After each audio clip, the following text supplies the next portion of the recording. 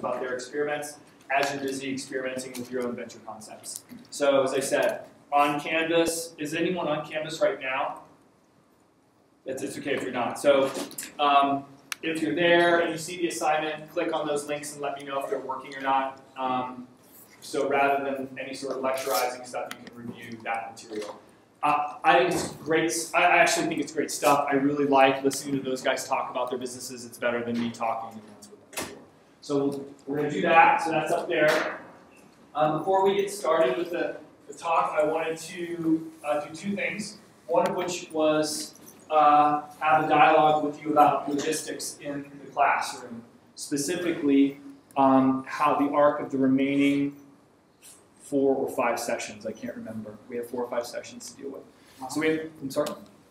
Yeah. Cool. So we have 2 questions.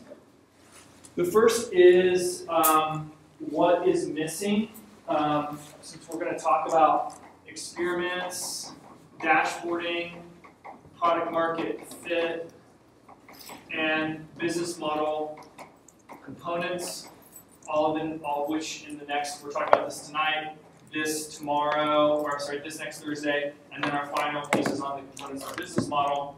My question to the class is, to you guys is, what haven't we covered that either I could weave into these lectures that would be interesting to you, that if it were available would make a difference for you? That includes topics or guest speakers.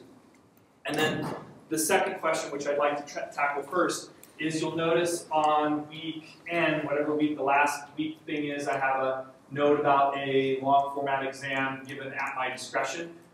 Discretion means I decide whether or not to give it or not. And what I mean by I decide means that we as a community decide whether or not we want to have an exam or not. I've only occasionally ever inflicted an exam on participants in my classes. It's just not interesting. So we have to have a dialogue together briefly about whether or not we want to have an exam. What's an exam in this case? So in this case, the exam will be, one of my favorite approaches to an exam is simply to ask some victim to give me a number between 1 and 5, and that represents the number of questions in the exam. So if you were to answer 1, I would have 1 question. If you answered 4, it would be 4 questions. And then I would ask another person, like Jonathan, give me a number between 1 and 4, and Jonathan would say 4, and that would represent the number of paragraphs for each question. So if you had said 4 and you had said 4, we would have 4 questions and 4 paragraphs. And then at that point I would say, great, here's how I can tell you, in fact, if you'd like, I'll reveal to you right now what the content of the exam that I would give you would be. It would be architected like this, and then I would say, your job is to come up with interesting questions that are related to the class, and then answer them. And then I'll grade you on the quality of your question and the quality of your answer.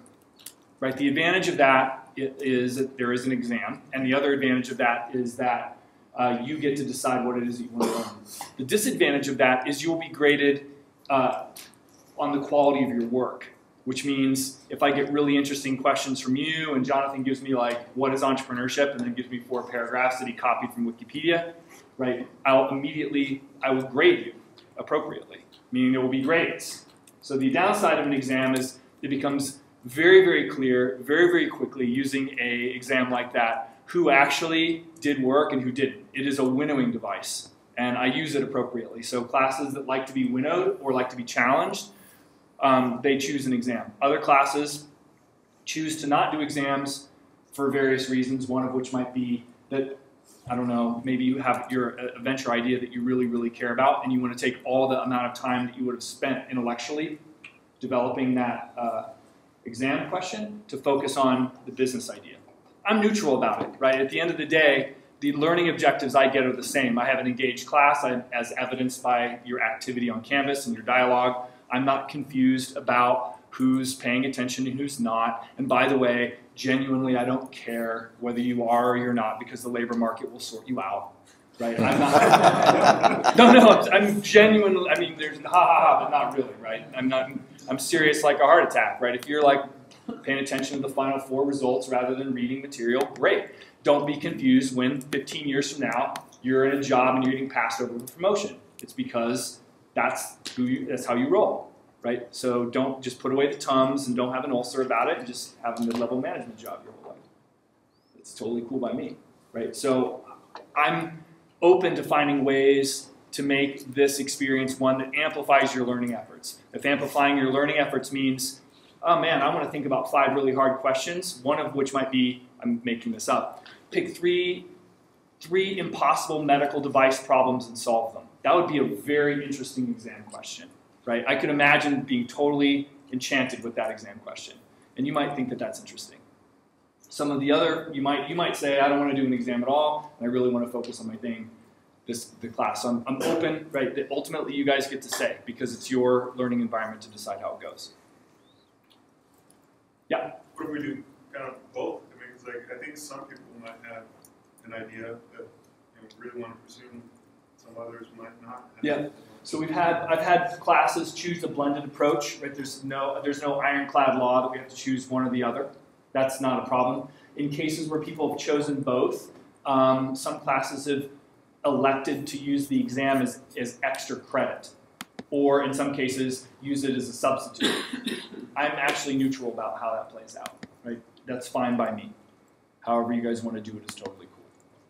What I am committed to, although I sound really flexible about this stuff, I'm inflexible about making sure that our learning objectives get accomplished. And the other thing I'm inflexible about is that coming out of this dialogue, we're 100% satisfied. That there's no person like some funny Hermione Granger person who's just like, oh, I'm really mad because I want to make sure everyone has the same effort and I want to get the same grade because I'm a high achiever, right? That person also has the right to be treated well in this class. And so I want to make sure that coming out of here, we're all 100% cool with how it works. Those are my 2 pieces of inflexibility. Everything else I'm flexible about.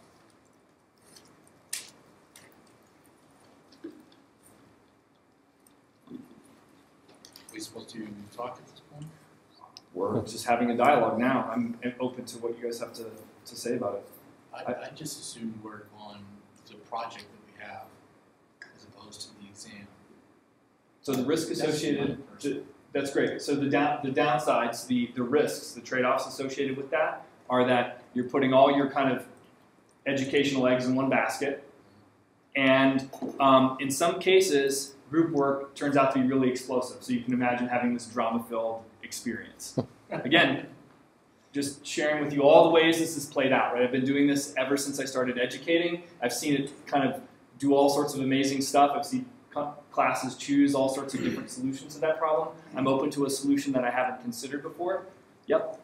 I actually like the work on our case with our team, and at the end, perhaps we could, have an intellectual summary of what we've learned, how we'll apply it in our different fields. Because each of us, even within our team, I see that we're going to apply it in different areas. We're going to go into different venture ideas.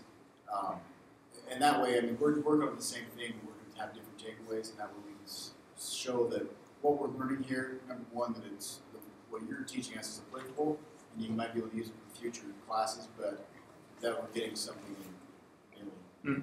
I like that idea. It would be kind of intriguing to me if I could read my peers. Yeah, actually, that'd be great too. Like if we could just throw it all together. So what you're describing isn't a examination, so to speak, but some sort of learning, some sort of a class post-mortem, some sort of write-up on. Yeah. That's interesting. I've had another class do a post-mortem, and it was really cool. I've always hesitated to ask for post-mortems because I end up getting more out of them typically than the class does because I haven't thought about distributing them. What happens typically in a post-mortem is I would say, rather than doing an exam, why don't you tell me what worked about the class, what didn't work about the class, and what I can do better? And in the process of getting those postmortems, as a result, I then know something about what you took from the class and what you paid attention to and how much reading you did, right? I already know these things anyway, but I learn a lot by doing a postmortem. But I've always felt like I'm the one who gets the benefit out of it because then I get to take all that material, reconstitute it, and then work on building the next version of the class. So I'm totally open to doing postmortems and distributing them. Yeah. I mean, that's great for me personally. It's a win, but I don't want to force it. So in addition to the postmortem on the class, I think I like the idea that it's not just a postmortem but a review Of what you learn. Yeah, the peer review, kind of that you did in the first assignment. That's a good one too, because you get to know what the perspective is from the others. I mean, you have your own vision, but when someone else looks at it, they might actually have better vision, and that might actually help you in your idea. So I could even we're ranging far afield because I hadn't thought about this. This is really nice. I love this. Is anyone dreadfully opposed to the idea of a postmortem? By the way, okay. So when you say postmortem of the class, things And that what what you learned. Okay. So just be a summary of what you learned. Yeah. Your thoughts. Yeah, the key points that you took away, and the goal would have to be, what I wouldn't want to see is you explaining to me how you learned so much it was the greatest thing ever, right? That would be unuseful. I just give you my journal. Yeah, right. What I really want is, I would want you to specify the 2 or 3 things that were really impactful for you, and right then, looking as a whole, everyone gets that aggregate knowledge, but then I can work on improving the class because. My commitment is to try to do these classes better and better each time. So, do you want to produce them individually, or should I consider building a Google Doc that everyone just pours IQ into? You have a preference? A Google Doc. Individually, probably best. Individual. So it looks like we have a mix. Individual, it gives time people. I've never used one, which would be even more exciting, right? So who's my Canvas guy? Anyone opposed to trying to use technology? I don't know. Are you? If you're number 5, posting something, and you're going to write what the first 4 people said, are you going to change what you're going to write? You're going to write something. I think there's an individual. That's what it's. Let's see, if you do it individually, themes can emerge. There's a group thing. Yeah. You're right. So I do care about this. So this is, now I'm going to be inflexible. Would you guys go ahead and I'll create an assignment and have you produce it individually, and then I'll aggregate it and distribute it. That's okay. Thank you. Thanks for that contribution. Normally your contributions are crap. Finally, you're awesome. And I give this guy a hard time because I see him all the time. Like shows up in these various lectures, and I call him suicide guy and stuff. It's just like it's a mess. So perfect. So we'll do that. So okay. So we have an agreement. So we converged on an agreement, which is same rough time, deliverable of any length you want, right? I genuinely don't care, but basically you're just going to tell me what you learned. We're going to aggregate that material and distribute it. Is that a problem? So no exam. Okay, so that's done. Thank you. Is there anything missing that you would like to cover that we have not currently covered, or something now that I can bring into the classroom that would be useful? Especially as it relates to projects that you're working on. We may be discussing this later, but the idea of how to challenge your assumptions or in testing the fallibility or the. Yep, we will be talking about that. Yeah. Cool. But that's great. You should be puzzled about that. Something Chris and I were talking about when going over ideas was it'd be useful for me to find strategies to reduce perceived costs of venture ideas. I don't know what that means. He said when he sent his first email, all of his ideas usually required a high capital investment. But I looked at him and I was like, some do, but probably take money out here. I How to pass understand. without spending $1 million. So okay. Let me know whether today and the new material that's up on there helps to solve this problem. If it does, and I'm going to count on you to tell me. If it doesn't, I can add more next week. More. The example that Gary's going to be. Man, I apologize. How many of you have seen Gary Jentz present his "How I Started a Watch Business on $8"? Okay, so you'll be seeing some of that tonight. So Gary's going to talk about how he started his watch business with $8, but that's not what he's going to focus on. What he's going to focus on more tightly is the experiments he ran, the data he got, and the results what he did as a result of that. There's 2 basic threads of that Gary Jentz speech. One of which is the one that all the rest of you have seen, which is the how is it what is capital constraints in the world of Gary Jens? If you can build a watch business on $8, what excuse do you have for your other things? But that's not this stuff. Other stuff that comes to mind.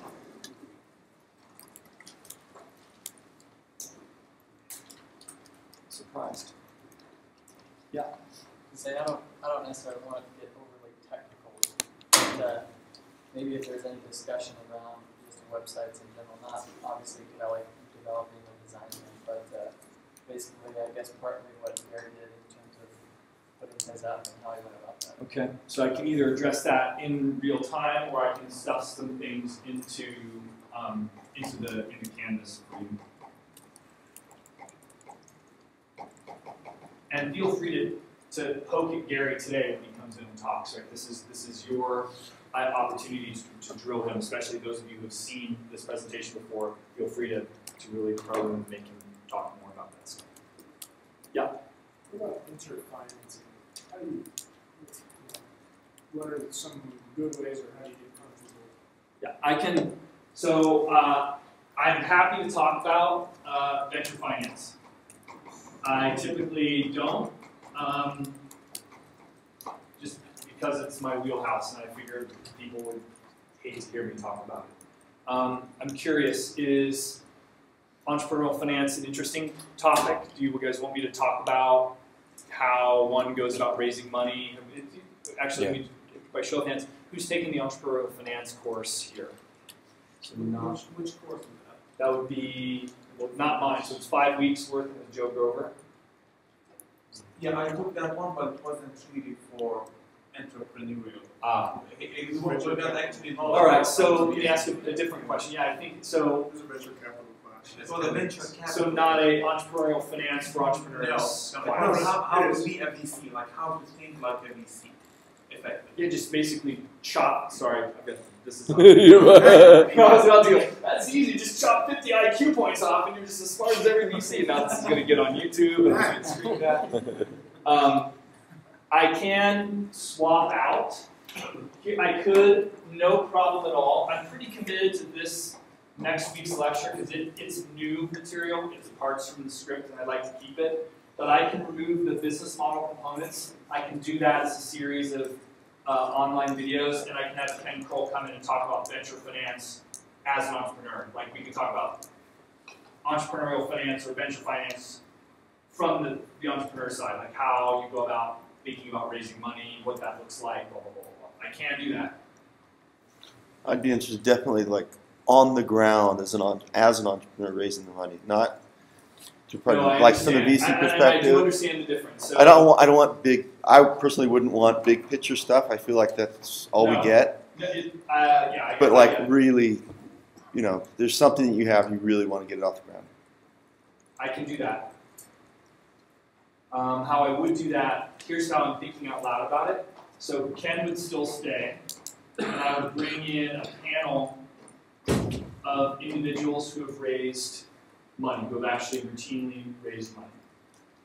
But we're not talking kind of 10 million or 15 million kind of money. I mean, kind of like the smaller scale, like angel investment, kind of a small scale. Well, Rob, you have some great guys that can talk about the Kickstarter stuff that you've been. I do. So we can talk about the whole gamut of entrepreneurial finance, from crowdfunding and Kickstarters to angel and seed guys. I mean, I can just bring, I have a sense of what this would be, which would be a more broad-based conversation about entrepreneurial finance, how do new firms get financed. And it ranges everywhere from debt-based financing, microloans and grants, through credit cards, mom and dads, angel investors, seed financiers, professional venture capital guys, to private equity dudes. And I can bring those guys in, all of them. And they can sit here and you can ask them all the questions you want. I can, if that would be interesting. A lot, I mean, Yes. Yes. all right, so fine, we're making it one final change to the syllabus, right? This business model component thing is out, and we're going to replace it with a financing panel, which I now have to go run around and try to find out when I get it. I think Ken is actually teaching that venture capital class Yeah. this summer. I hope, is he really? Yeah. That means I'll be teaching it with him, and it will be cool. Sorry, I kid you not, that class, It's the one I'm most proud of. I'm the most excited about that class if Ken is actually teaching it because it's for entrepreneurs. I think it's 5 weeks long. Is that right? Chris said that Ken said he's not, and he has no idea why they keep putting his name. Okay, so I'm not going to talk about it. Talk about how awesome it is. It's not offered. What's that? Then it won't be offered. I don't know. Okay, so we need. Rob, you would put the videos about the business model. Yeah. Okay. Yeah. So if I understood correctly, we have two changes. One is a change into the assignment, which is a postmortem, no more than a couple pages about what you learned. There's no length limit. There's no criteria limit. There's just a conversation about that, and then we're going to share that broadly so that we can get at we can learn a fair amount. And I'm making a change. We're doing entrepreneurial finance for the final week. Is that right? Anyone butthurt about this plan? Okay, good. I have to ask. Right? It's important. I'm sincere in my ask. I want to make sure that folks are okay with this. It's difficult to, to track.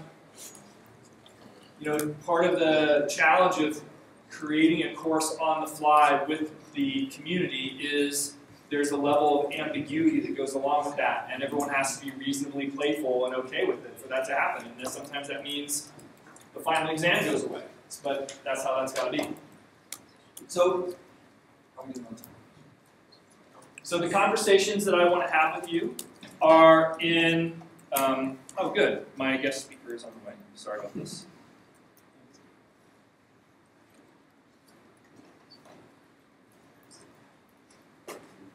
Is on experimental design. So we're going to have two conversations tonight. They're both closely connected to one another. The first conversation is about designing experiments. And the second conversation coupled with that is how to report experimental design cleverly, which is dashboards. So, and these things link, broadly speaking, if you don't mind me taking a slight tangent, to venture finance. So the way to think about dashboards and experimentation is that, and now we should start taking notes and paying attention, because I'm about to provide some information at a very high level of abstraction that has incredible potency for the next 3 weeks, which is as you're engaging in the experiment. So the way to think about startups, whether they're growth startups or whether they're a cupcake shop, is that you're engaging in a series of ongoing experiments. And as it turns out, the joke is you continue to engage in those experiments all the way through to the business forming and beyond. Experimentation is just a way of life. But what experiments and dashboarding allow you to do is, first, since you know that you're doing experiments, cognitively become more loosely coupled to your idea. You're not so deeply wedded to it. And so your ideas, your business ideas, become hypotheses that you're willing to test. You take an emotional or kind of cognitive distance from them, and thus you're willing to be right or wrong about them and be willing to learn something new. So if you're in a place where you're wedded with your idea, it becomes very, very difficult for you to see any flaws with it, and it becomes very, very difficult for you to imagine doing anything new. So by using the words experimental design, we're creating a sort of construct, this quasi-scientific construct, in which we have a series of conjectures about our market, a series of conjectures about our product, a series of untested and known assumptions that we're making about the business. And then we conceptualize ways that we might be able to cheaply, the key here is cheaply, figure out how we can disclose these tests. Now, we figure out how we can disclose new information that we didn't already know. That's kind of the key to experimental design.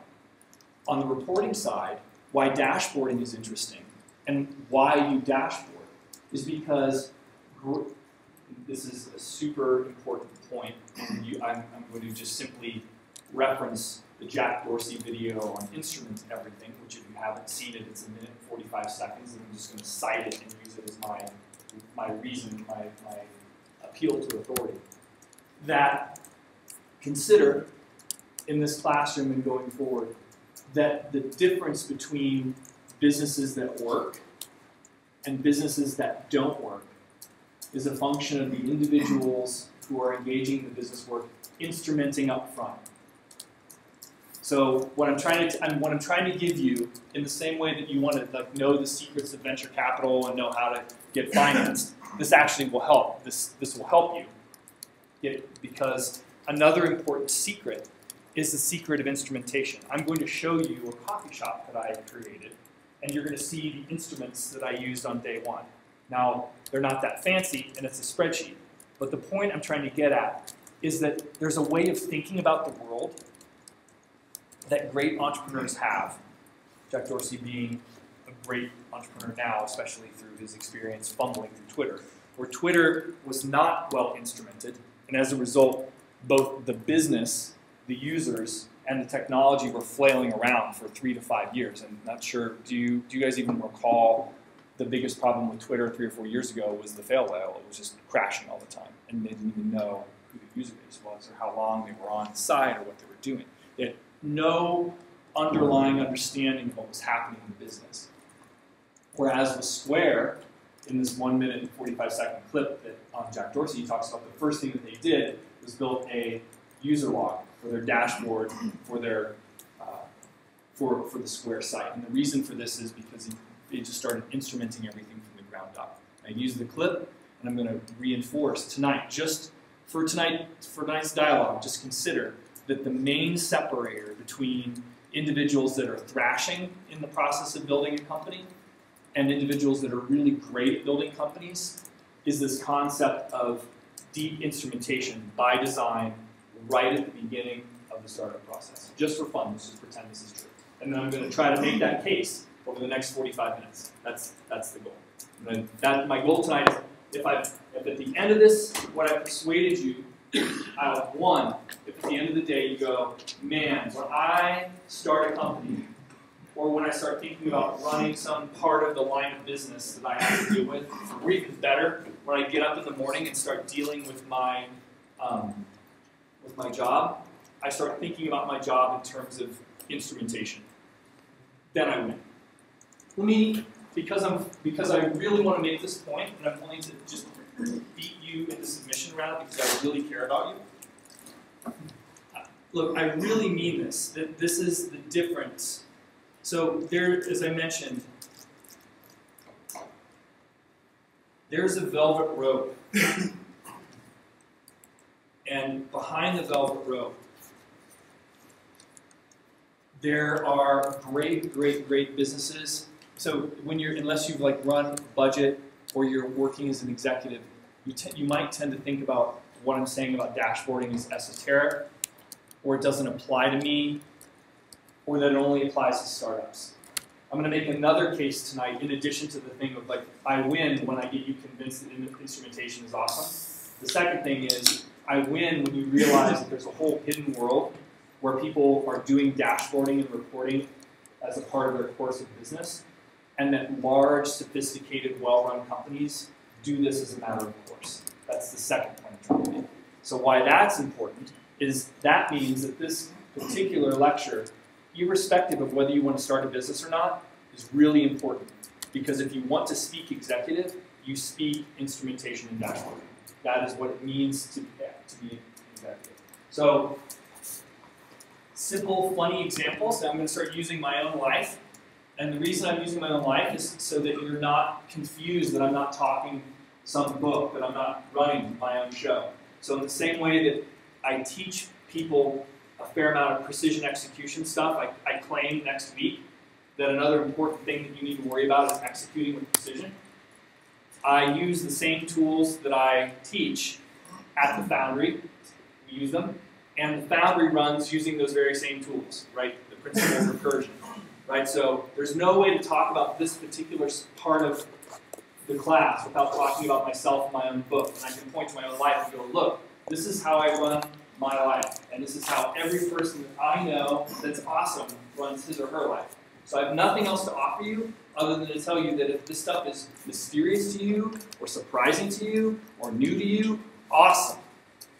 Awesome. You just learned something really valuable about the delta between the power gap between you and well-functioning executives. It's like, you know, in the old karate movies where like the master would like fight with the young kid, and the young kid would get the shit kicked out of him, and there's this massive power gap, and you have to go away, and there's a training montage where he's doing whatever he's doing, right?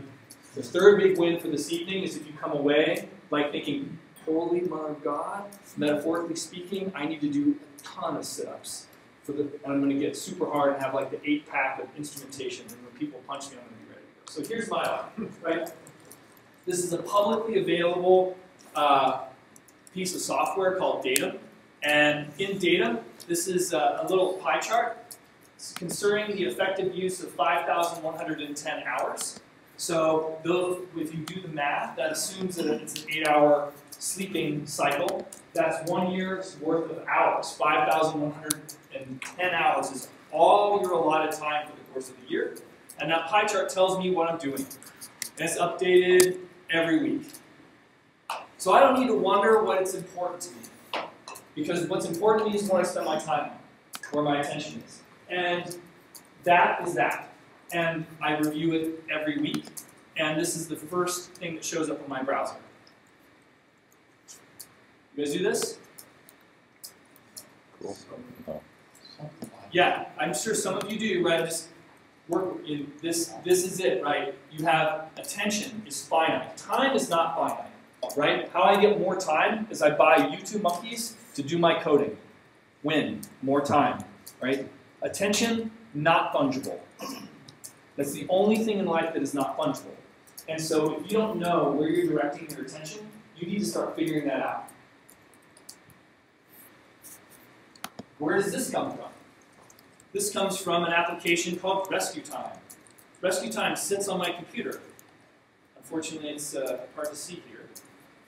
It is an application that runs in the background and it monitors all of the activity that I engage in on my computer. So on all of them, it's installed everywhere. So if I get on Chrome, or I use Stata, or I use Microsoft Word, or I'm surfing some porn site, right, Rescue Time knows about it.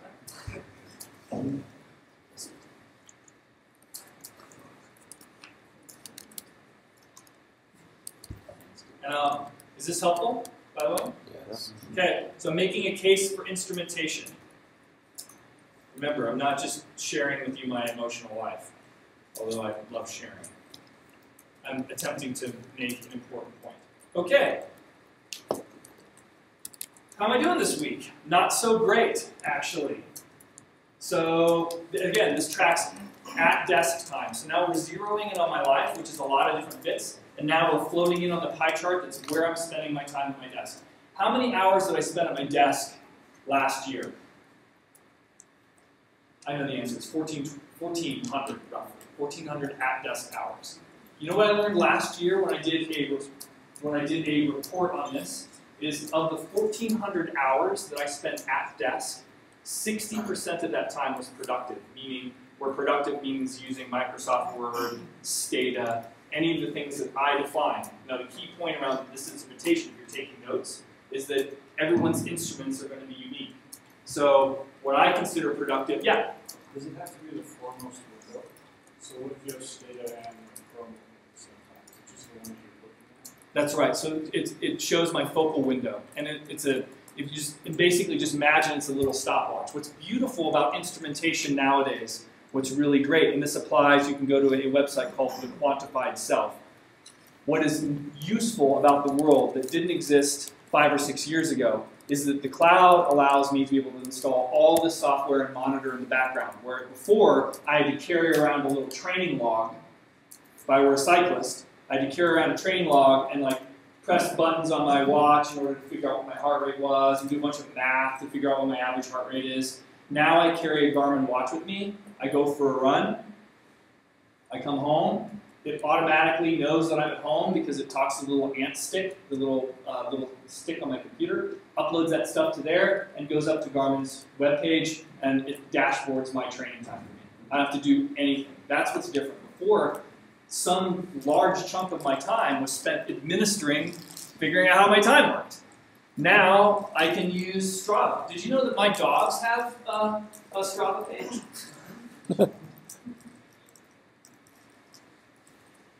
Hey, Rob? Yeah. Has this thing you know, we talked about like finding needs in society. Has this thing showed you places in your life where there's need for tools or? Yeah, absolutely.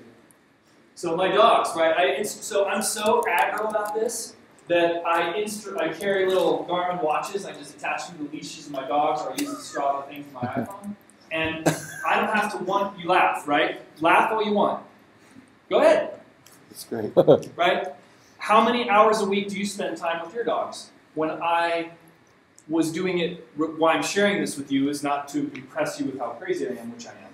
I'm sharing this with you to understand the power of dashboarding.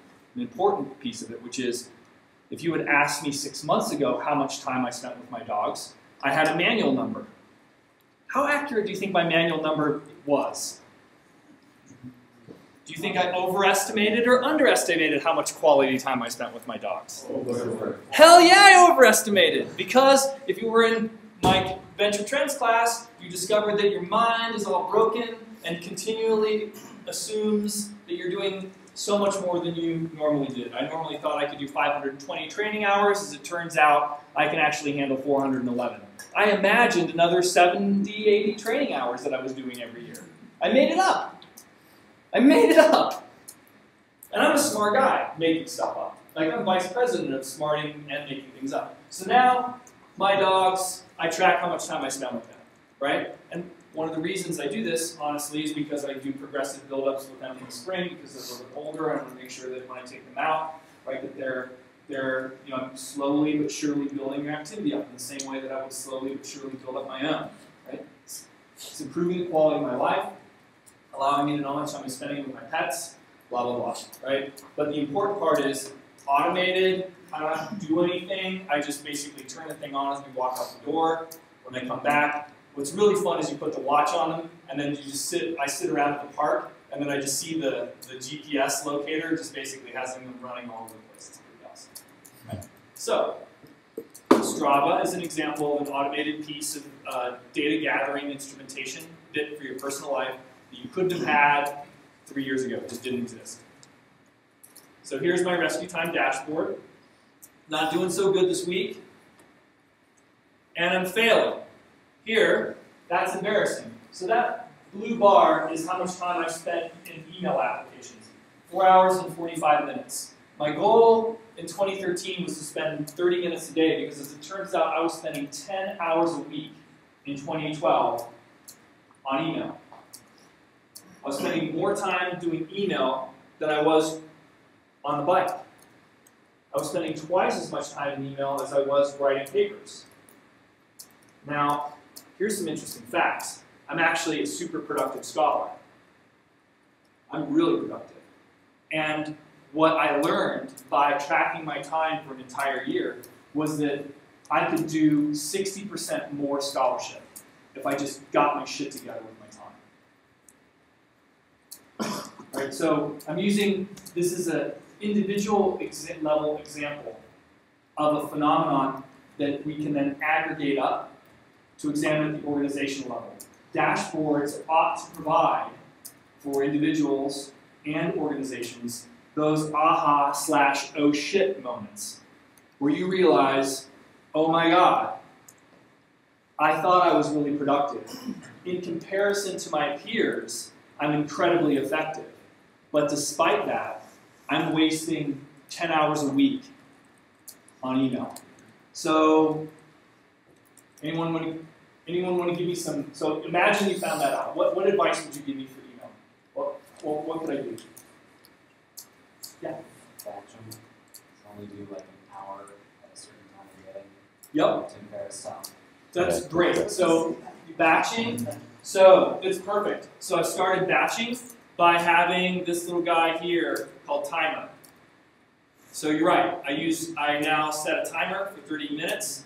I get super intense, and I drink like 3 espressos, and I do my email. Right? Batching is a great piece of advice. Other things I can do. If it's set to a group and my name isn't explicitly there, the delete button is my friend. I don't even waste time to do that. So I've been unsubscribing from a lot of stuff, so I don't see that. I'll give you one more cool instrument, Gmail meter. So this is free. Gmail Meter tells me that, as it turns out, I won't share this, so I ran Gmail Meter to find out more what I could do beyond batching. What I learned is people send me emails that are this short, and I send emails that are this long, back. Dumb, right?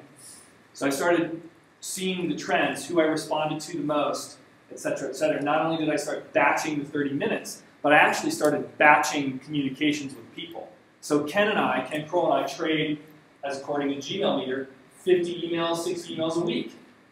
Not anymore. Now we just have one one-on-one meeting Monday morning around 11:30 a.m. the last 45 minutes. Everything I need to have to deal with Ken happens in that meeting and it's an agenda. Made a massive productivity boost for me. So go ahead. This explains your short answer, I think. It helps. Yeah. Now we know.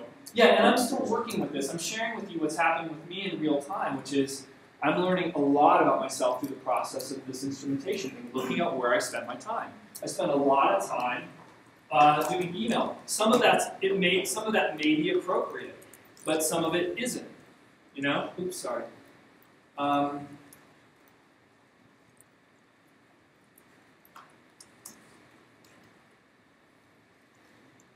So what I'm trying to communicate here is that this previous to the past 5 or 6 years, you couldn't really get good individual level instrumentation happening across most of the things in your life. Now you can. And as it turns out, for businesses, it's the same thing. Right? Now we have, because we have generic query stores, most of the electronic information that you want can also be aggregated and rolled up, and you can begin to produce dashboards. And I'm going to show you a few of mine in a minute. But that's the first piece about instrumentation that I'm going to talk about. And I'm going to do what I can to keep myself on track. Are you guys tracking, or have I been disorganized so far? Are you all right? Yeah, we're great. Let me know if, just stop me and be like, you've gone into crazy town, help another out. So the dashboarding side of the equation, why that relates to funding, and I'm going to return this back to the question of funding. Great dashboards are great signals. So if you're attempting to attract investors, rather than sending them business plans, why don't you simply send them the output of your dashboards that you're running? You do that, and the investor knows two things. First, that you instrument, e.g. that you're a part of the Velvet Rope community that understands how to run a business. And the second is, then I can look at that and determine what the trend line and tracking is that I want to engage in. Most of the businesses that I've participated in which we have raised funds, we've produced business plans, but not the start of the conversation, our dashboards were. As another off-script secret about raising venture finance. This is the function of how well you instrument and what you're instrumenting. And why that's important to consider is that effective instrumentation means you get your business plan for free. What is a business plan? A business plan is an artificial, at time t, snapshot of the dashboards that you've been already collecting. Said another way, if you're spending time writing a business plan, you're doing it wrong. The business plan should already be written. So you follow the joke? It's a good joke, right? I already know that if I ask you for a business plan and that requires you to go away for 2 weeks to assemble it, there's something broken in your business. That's why I ask you for a business plan. I'm just curious to see how well your business runs. Gary will show you his business plan in a little bit. Are you going to show your shipping dashboards and other stuff? You're going to hide all that stuff? I would like you to talk about, and these guys will ask you about, the combination of instrumentation and dashboarding. Like how experiments flow into instrumentation, how dashboarding works. So, with that, the best lectures are the ones where I park on the intro slide for the first hour. This is great. So, we know what we're trying to do, right? Again, we're engaging in business discovery, and I'm making a claim that once you have a venture idea, once you have a venture concept, you can give up needing to worry about whether that venture concept is right or wrong by simply getting into action and engaging in experimentation. You're going to be able to wander and pivot the business appropriately to get where you need to go. And I'm making the case that experiments and dashboards are the mechanisms that drive that action. Said another way, there's nothing to do in a startup other than engage in experiments and record your results. And then these two activities disclose your business model. So said another way, your business model isn't something that you identify up front. It's something that gets revealed to you as you experiment. Again, I'm totally off script because this is not what you learn in startup or getting the plan B or any of these other things. Right? This is, we have diverged at this point past school grade. We are going beyond conventional wisdom, and we're landing in a strange planet, Planet Rob, where crazy lives. And in places where you can't identify your business up front, you have to experiment toward it through action and reporting the results, and something where this thing called a business model actually gets disclosed through action. It's not something that you sit on a whiteboard and figure out up front. These are the claims I'm making. Now, you can believe them or not, but let's not be clear about the claims. This is what I'm saying. Okay. Oops. Yeah, I'm not going to talk about this stuff. So here, we've covered this previously. I do want to actually, so we've covered the series of ways you can think about getting in action. And the furthest we've gotten so far is this business case grading notion that I gave you 3 weeks ago. And the business case game is rather simple. But you take 12 questions, these are the 12 questions, you give yourself a grade, A to F, and you ask yourself for any of those questions, what can I do today to push that grade up higher? It's a very, very simple heuristic, right? I didn't make any claim that it was complicated. In fact, I emphasized how silly and small and easy it is, right? Oh, this is it?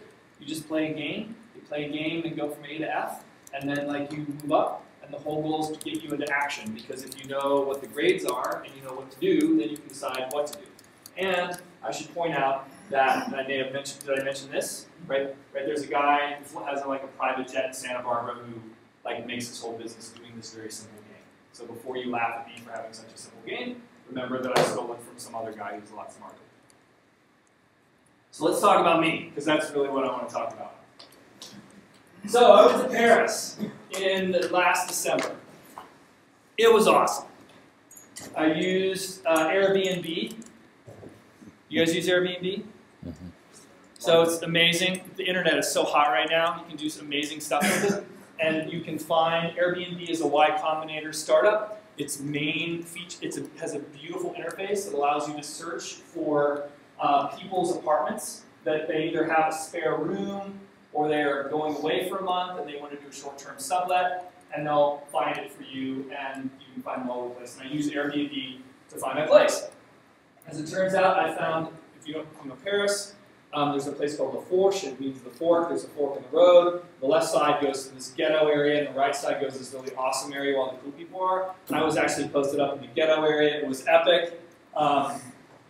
And I was there during New Year's, and it's a mixture of me partying and New Year's with these old people that I was out with. It was just super good, and I had a great time, and I was a total baller.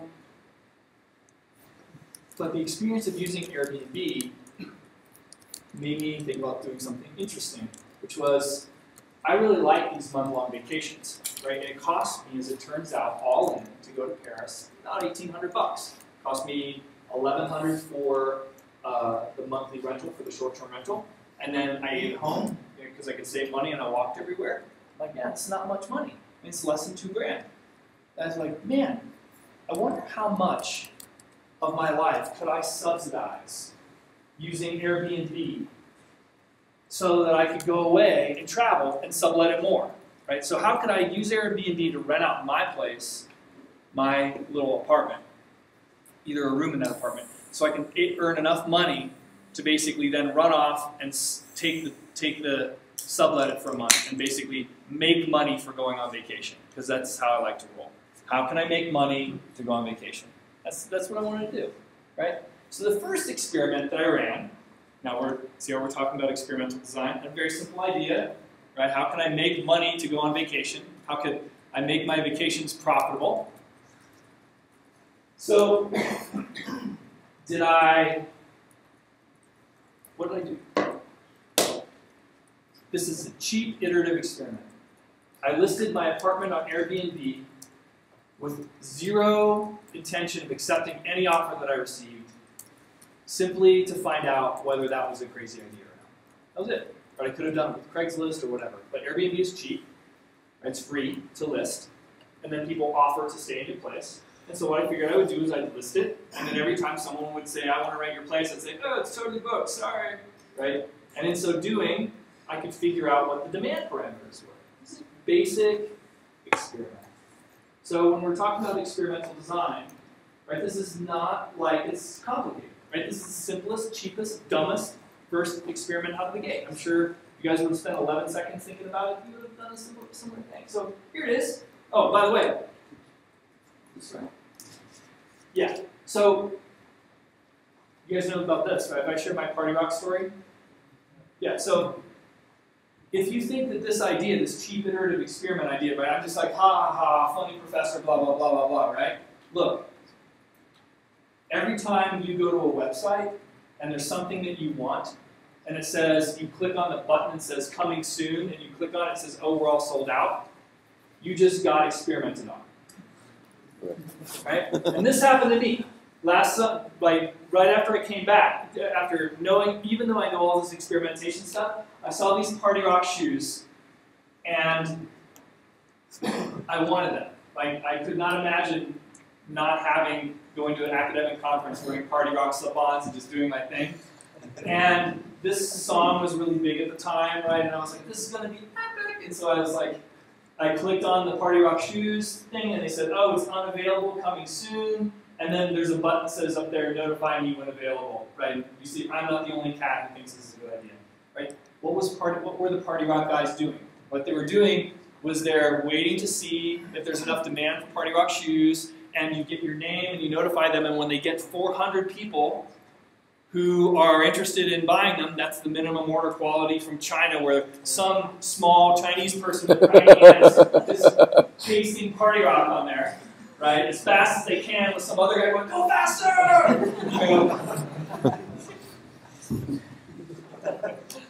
You know, that's what happens, right? That happens all the time. And you should do that. You should find ways to do that. It doesn't just happen electronically. It happens all over the place. Right? It's a cool little thing, right? Demand creation before you bought the stuff. So here's my list, right? And my experiment was one in which I did the worst possible marketing job, which was actually accurately describe my apartment, right? So no internet connection in my apartment. Right, which I didn't have, right? So this is an accurate description. LD Restaurant are like, stay in my beautiful place, it's perfect. It's, you know, the soft light stuff. I've just like showed the absolute destruction of my tiny little crappy apartment. There's no internet connection. I don't have any television. I set no price advantage over a hotel, right? So I did a query in Airbnb and I looked around and I saw what it was, and I gave no one a price break to stay in my place. As it turns out, I don't have a bed suitable for 2 people. I sleep in an altitude tent. So one room has this giant hypoxic tent in it with a queen mattress that no woman will ever sleep in, ever. And the other room is this uncomfortable futon with like a line in between it that like breaks your back and like cripples you, right? And I'm specifying all this in the thing, right? And I'm being really, really clear. And if you were to look at this photo, there's a picture of the tent. You know, I took like 12 or 15 pictures. But you're get the idea, right? There's no amazing kitchen. A lot of these people are writing like, if you come and stay at my place, I'll give you a guided tour of the next making. It'll be awesome. And I'm like, I'm not coming anywhere near you, right? I say here, you know, if you rent from me, the entire process is straightforward. I check you in, I check you out, and I'm gone when you're in town, right? I'm just like, we're not friends. I don't care about you. Airbnb is about like community and sharing and getting to know people. And I'm just like, I don't want to know you. I just want to know you. Right? Fun experiment, right? Simple experiment. 15 minutes to do some photos, right? Put this thing up. I got enough offers to have paid for travel and housing in Paris for a month, like in the first week and a half. I'm like, this is great. So now what? Oh, Paris. So if I were a normal entrepreneur, right, who wasn't familiar with experimentation, right, I'd just be like, sweet, this is totally working. Let's turn on the tap and make it work. What are the limitations of this experiment? What are the potential flaws in it? Right? One solution would be to go whole hog, right? Go to Paris. Put on your criticism hat for a moment and say, what's not going to work about this?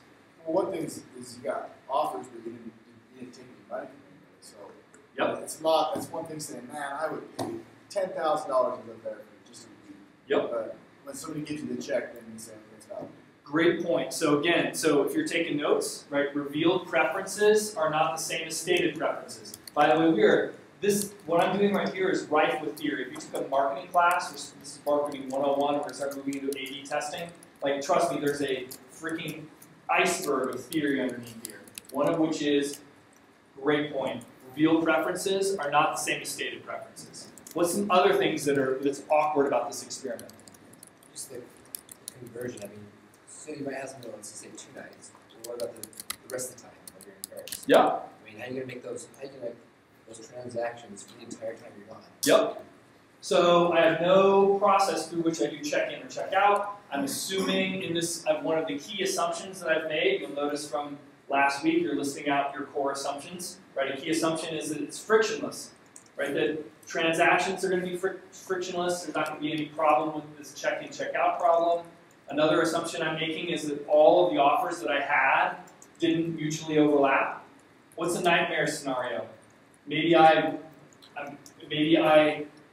listed this unknowingly during a month before general conference weekend. My place is like 4 blocks away from the temple, right? So what would happen if I had listed this thing on the wrong day, where the wrong day meant conference weekend? I could get a false positive. False positive is another thing to be watching out for. So frictionless. We got transaction frictions to add to our list of things to worry about. We have your revealed preferences piece. What's some other stuff that's bothersome here? False positives, as I mentioned. Pick apart my experiment.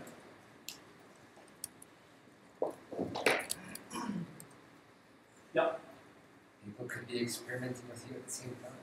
Yeah. So I'm also not counting on the fact that behind this, some dude is like checking with 3 different people. Because that is what's happening, right? Great point.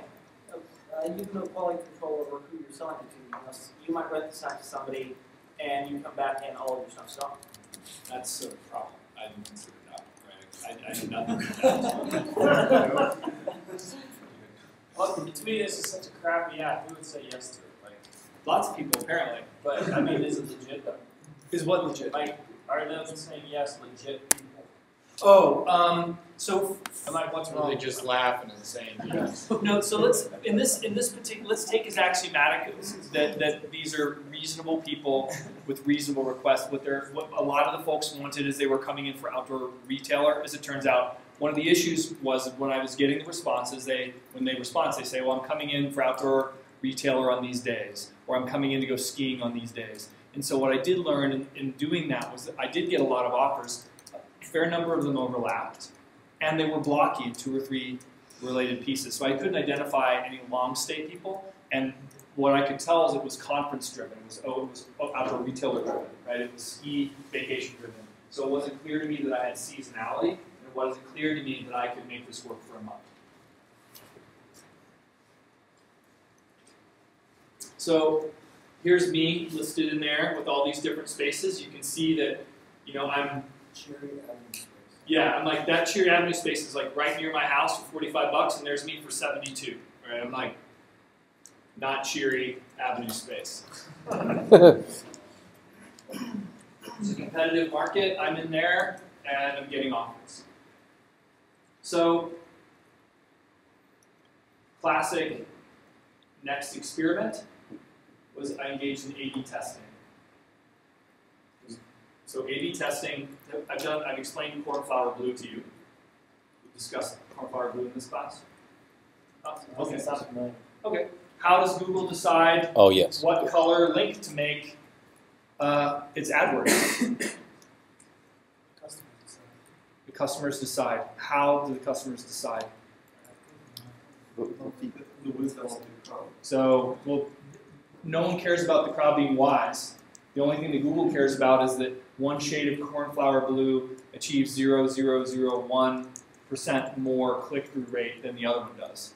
As it turns out, color matters. So how Google figures this out is someone in their server room has a little switch, right? And they throw the switch, and half, metaphorically speaking, half of the search results that come out that have the links for AdWords on the side have one color blue, and another million come out and they have a slightly different color blue, and then they simply watch what happens over the course of an n number of, in terms of the time period. They run some regressions on that data, and they go, as it turns out, this color blue gets us 0.001% better click-through rate.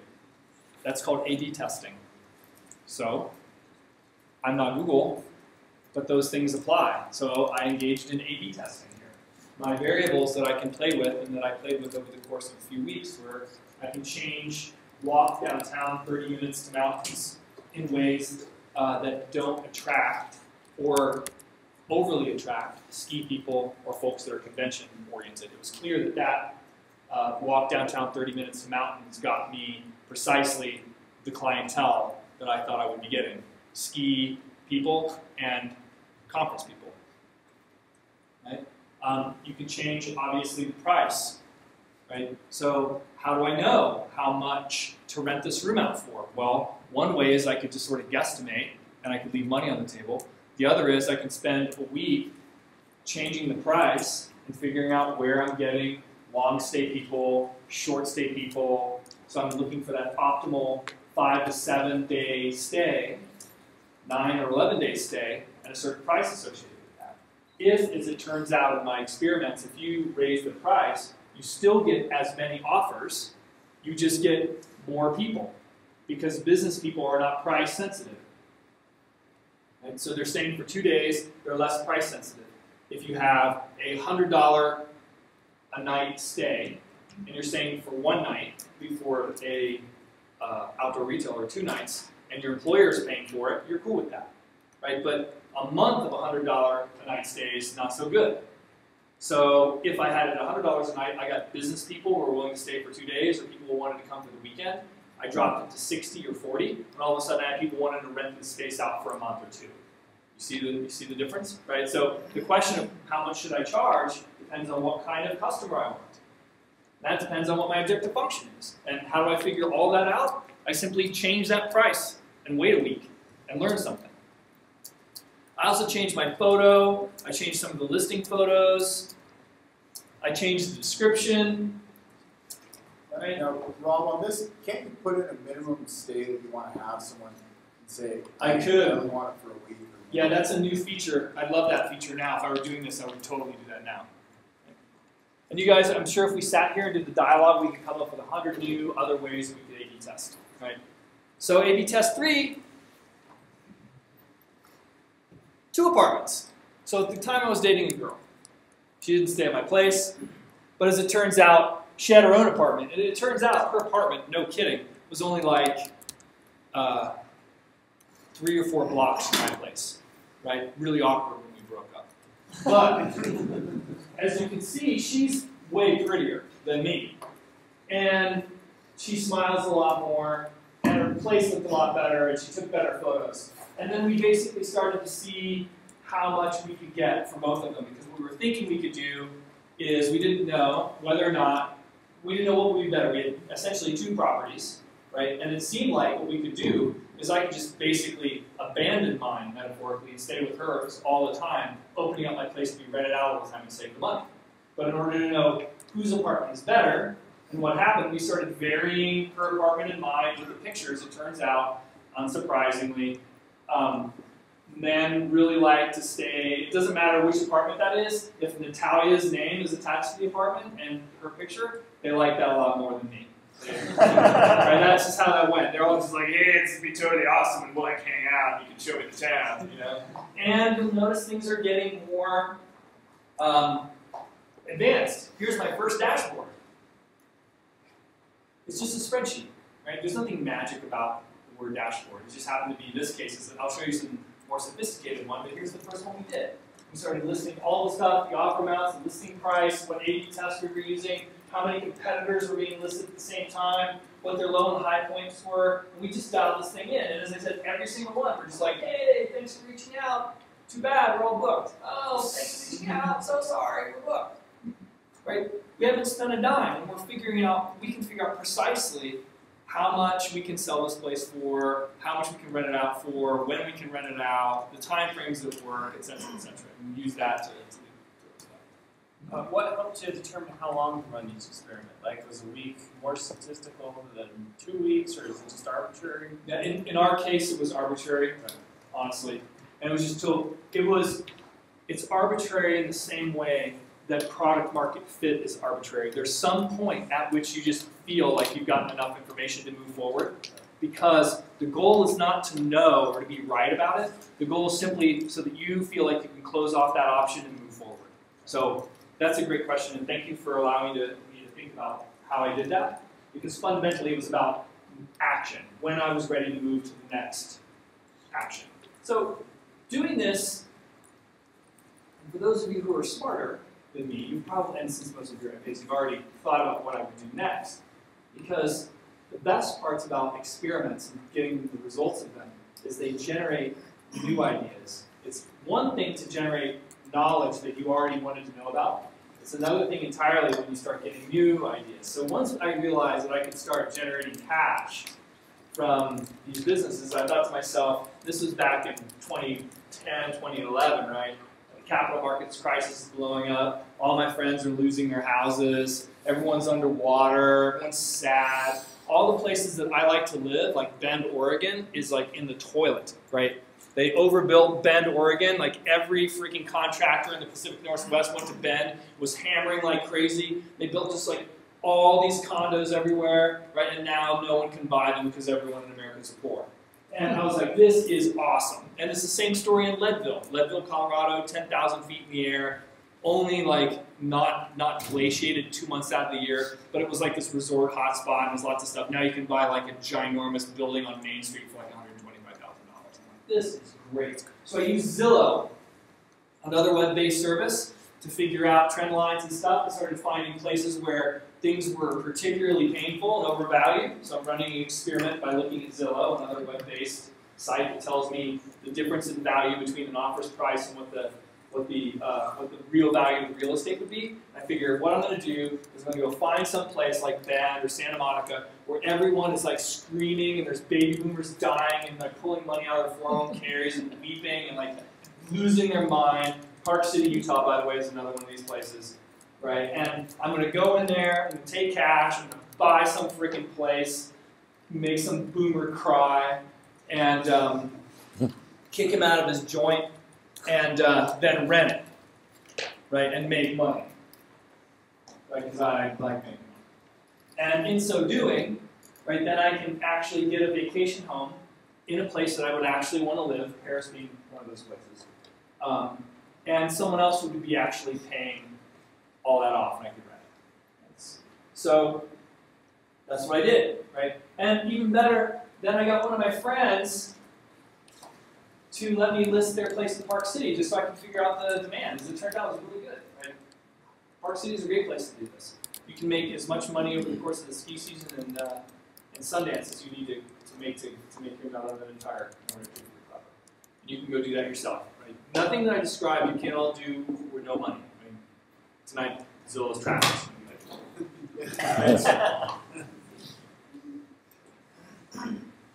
So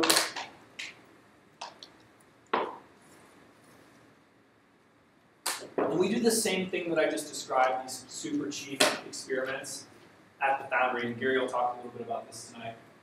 You know, there's no, at the Foundry we experiment just like this. We sit around and we imagine. So rather than there being like some sort of business model canvas or some sort of lean startup experimentation thing. There's no formal business discovery process. There's just individual participants, 16, 17 strong, sitting around thinking for every other person's business idea, what is the cleverest, cheapest, nuttiest, most subversive hack to figure out whatever it is that they want to know. So you come in with a question about your business, something that's a barrier to action. By the way, you should be thinking about this for your own venture concepts. What are the barriers to action? What is a cheap experiment that I can do to figure that out?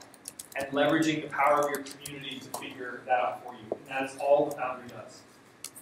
So we run, so I'm not just talking this book, this is the model that we run this on. And as a result, the advantages are myriad.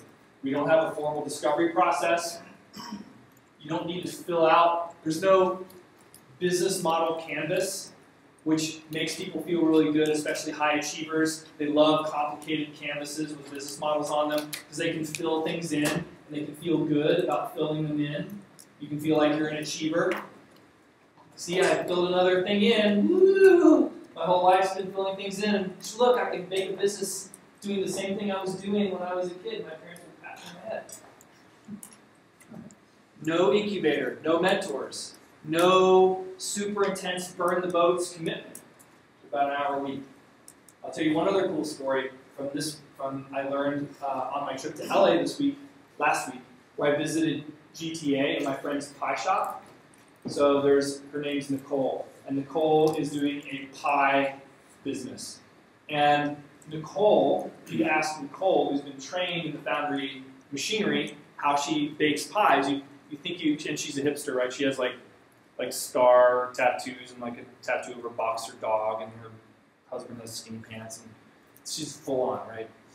And so you think she would tell you some story about how she artisanally handcrafts her pies and cares about her feelings and things like that. She's an artist. Nope. What she has is she converges on a pie recipe and then is like, I baked it for 350 degrees and let it cool for 10 minutes. Then I baked the next one for 320 degrees and let it cool for 15 minutes. She's just as sciencey about pie creation as I am about Airbnb pieces. And what I'm trying to communicate to you is it doesn't matter whether it's the secret, the thing that's hidden underneath all the observables. The common denominator here is that people who are successful instrument. That's what they do. You would look at Nicole and you would not look at her. She wouldn't describe what she's doing as instrumentation. She wouldn't communicate it to you unless you knew what to ask her. Right? You would just eat her pie and go, this is awesome. But her pie is the result of pages and pages and pages of careful experimentation on the dough. So think about that for your own businesses. So, the big takeaway here is that in your experimental design, you have a number of competing, mutually overlapping, interesting goals. The first is you're trying to remove barriers to action. You're looking for places where you're stuck and figuring out how to create an experiment that will give you the confidence to act, to be unstuck. The second thing that you're doing is reducing risk, because as you begin to experiment and get results for that, you're increasing your confidence level, and you're also generating a trend line for the business idea that you have. And as I mentioned also, another important and useful thing is that great experiments reveal new information for you. They're not about getting it right. In fact, often they're about getting things catastrophically wrong, whatever that means. They're not about filling in all the components of a viable business model, and once I've done that, all my business model canvas indicators are green to red, then and only then do I start a business. This is not that scenario. This is a scenario where you're looking to find the things that are preventing you from acting and engaging in experiments that dramatically drop your barriers to action. Again, a different perspective on experimentation. Because in my world, there's no right experiment. Yeah. So there's several implications, and we can cover them in a slide.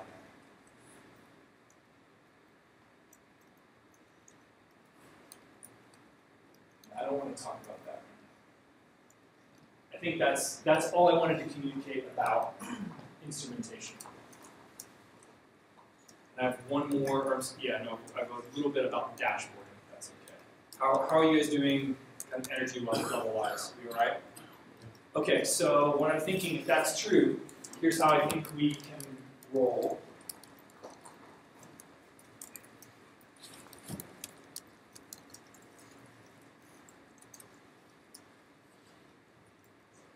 Yeah, so this will help us have a conversation with Gary.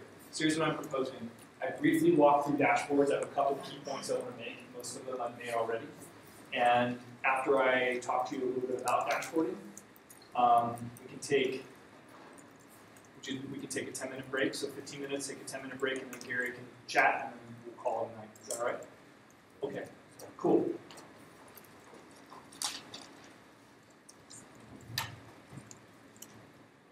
So let's conceptualize now, let's rethink, let's reconverge on what we think our venture idea is. It's an ongoing series of very inexpensive experiments that force you to be precise about what you want to test. So what do you want to test? You want to test things that are preventing you from action. And then you come up with the cheapest, cleverest way to reduce the barrier to action. And often, as I've described, it's your community that helps you figure that out. You're often too close and can't even figure out your own experiments, and that's what your community is for. As I've mentioned, it's most useful to test the highest risk assumptions that you have, or the most pressing, crucial parts of your business first. And one of the mechanisms that you can use to do that is the grading your business case exercise. It will help you initially figure out where to get into action first. As you're engaging in the experimentation process, you can socialize your idea a lot. And the end result is good ideas, interesting ideas, enchanting ideas. They tend to attract resources, human resources and capital. If you have a good idea and you're sharing it with people, people will want to participate and help you. It's a weird thing, but it's true.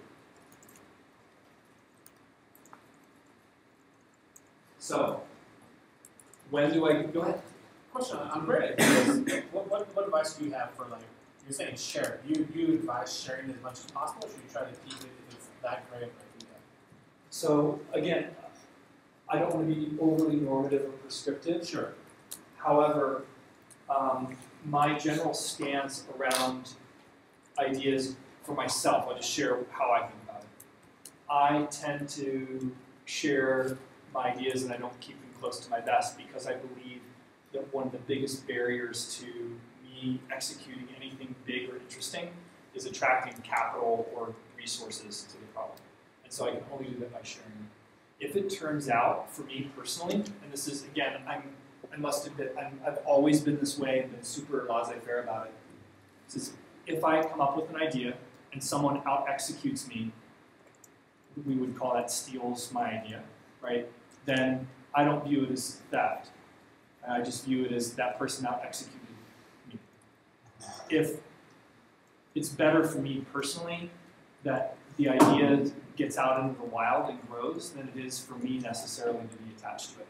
One would argue that I'm simply not the right person for it.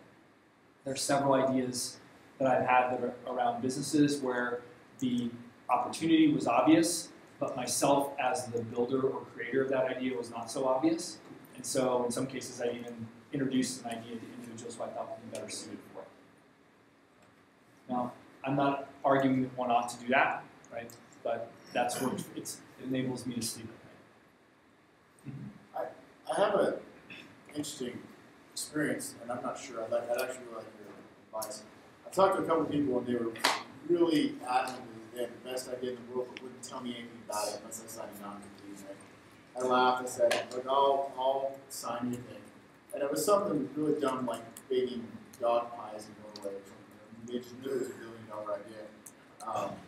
And I've nenever talked to anybody that was so excited about having non-compete or non-disclosure, where I actually thought it was a good idea. I mean, people that want to keep it closer to the vest, to me, I just think if you need that, it's probably not that great a deal. I don't want to know about it. It's a. But what have you seen? I don't know. I personally find it to be so. I can say as a. I've never, as a matter of course, as an instructor, I can't sign non-competes for the fear that, or NDAs, sorry, for the fear that you share with me an idea in office hours and you come up with the same idea in office hours and yours turns into $1 billion business, right? And you think what I gave, right? So I have to. And as a in venture, you have that same problem. So as a venture guy, you don't sign NDAs, period. So if you're raising external financing, anyone who's asking you, if you're a capital provider like a venture capitalist, it would be a bad signal for you to ask them to sign an NDA. They both won't do it, right, as a matter of course. But also you're sending a signal that you're foolish, that you don't know what you're doing, because you don't understand the process. Now, I wouldn't want to say that I've never run into a case where I've thought an NDA isn't appropriate. But I will say that in my experience, I have yet to encounter any entrepreneurial team that wants to sign an NDA that doesn't have the most atrociously bad idea. Right? That's just how it's been for me personally. Now, there could ask someone else, and maybe you'll have a different opinion. This is pure speculation. Well, and if you have a software company idea and you're meeting with the development team at Google, I would probably suggest it. Other than that, that's a different. I mean, that's a different business relationship than one in which I have an idea and I'm interested in finding a team. So relating to your financing question, given my point of view, given the point of view that I'm advocating about how to think about business building, when should one seek external financing? When should one look for financing, whether it's a loan or a seed investment, an angel investment, or professional venture? When should one do that? One only goes to seek external financing when one has an experiment one feels one needs to run, that they don't have the capital to execute. This will help you understand the nature of entrepreneurial finance. So this is, again, we're now having a behind the velvet rope conversation. It's Siemens Zoolander, where like you go into the club and there's a velvet rope, and you go to the club and there's a velvet rope.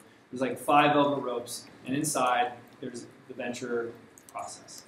And how the venture process works is that I'm looking to you to come to me and tell me a story. The story is, once upon a time I had this idea. I ran this experiment, it was pretty cheap, and it gave me confidence to do some other stuff, so I did this. Then I started a website, and I got a bunch of traction. But I wasn't sure I was getting conversion, so I did this other thing. And then it really worked. And I could see that I'm getting this massive growth rate. The next, what I'd like to do is a larger launch, but unfortunately, in order to do that, I need to use Amazon's cloud computing architecture. In order to do that, with the demand that I'm projecting, it's going to cost me $100,000 to run my servers. And that's why I'm coming to get money, because I'm a college student and I only have $50.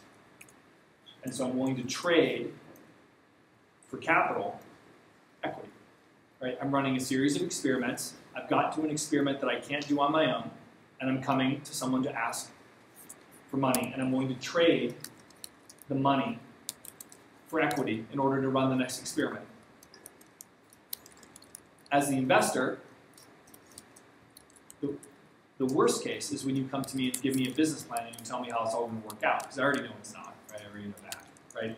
And what I'm doing when I'm funding a team is I'm trying to figure out, is the team capable of experimenting? Does it know how? Because it will inevitably have to.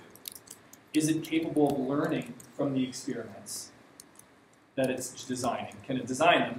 Can the team learn? And then most importantly, is the team coachable? And how I'm going to test your coachability is I'm going to push back on your $100,000 thing and say, I think there are 2 outcomes of the meeting with you. I'm using you as my proxy for Guy, right? One is, I agree with you. In order for you to find out the next answer, you need to do this global launch. Fortunately, you can do it for $50,000, not $100,000, so you should go do this other thing. Right? I've invented a way for you to do that experiment cheaper, and you should view that as a win. Unfortunately, most entrepreneurs do not view that as a win. They become angry and butthurt and think that you don't like their business. right? When in reality, you're trying to help them do the thing that they should be wanting to do, which is running the next experiment cheaply. Instead, what they're communicating to you is, give me money and I'll give you a huge chunk of my company. A smart entrepreneur says, thanks a lot, I'm going to go figure out how to do that experiment cheaper, ideally for free. That's what you want to have. And so part of the opportunity to find out whether someone's coachable or not is to sit down with them and talk through the experiment. What are you trying to find out? Oh, you think you need to spend $1 million to find that out? Well, what if I told you that we could find that out for $10? And then the entrepreneur ought to say, awesome, I'm out of here. This is great. I didn't have to give up 1/3 of my company. And I can say, I don't have to buy 2 lattes tomorrow and I can run this experiment. I'll come back to you when I have an experiment, when my next experiment's in the stack, and we'll see what we can do from there. But is that what happens typically? No. Typically what happens is you get some angry entrepreneur who just wants $1 million and says, oh, you don't understand his provision. So raising money is about delivering a narrative to the investor in which you're describing a series of experiments you ran, earning the right to run the next experiment in the stack, and that next experiment in the stack has more money than I have to spend, so I need some help. That's what it's about.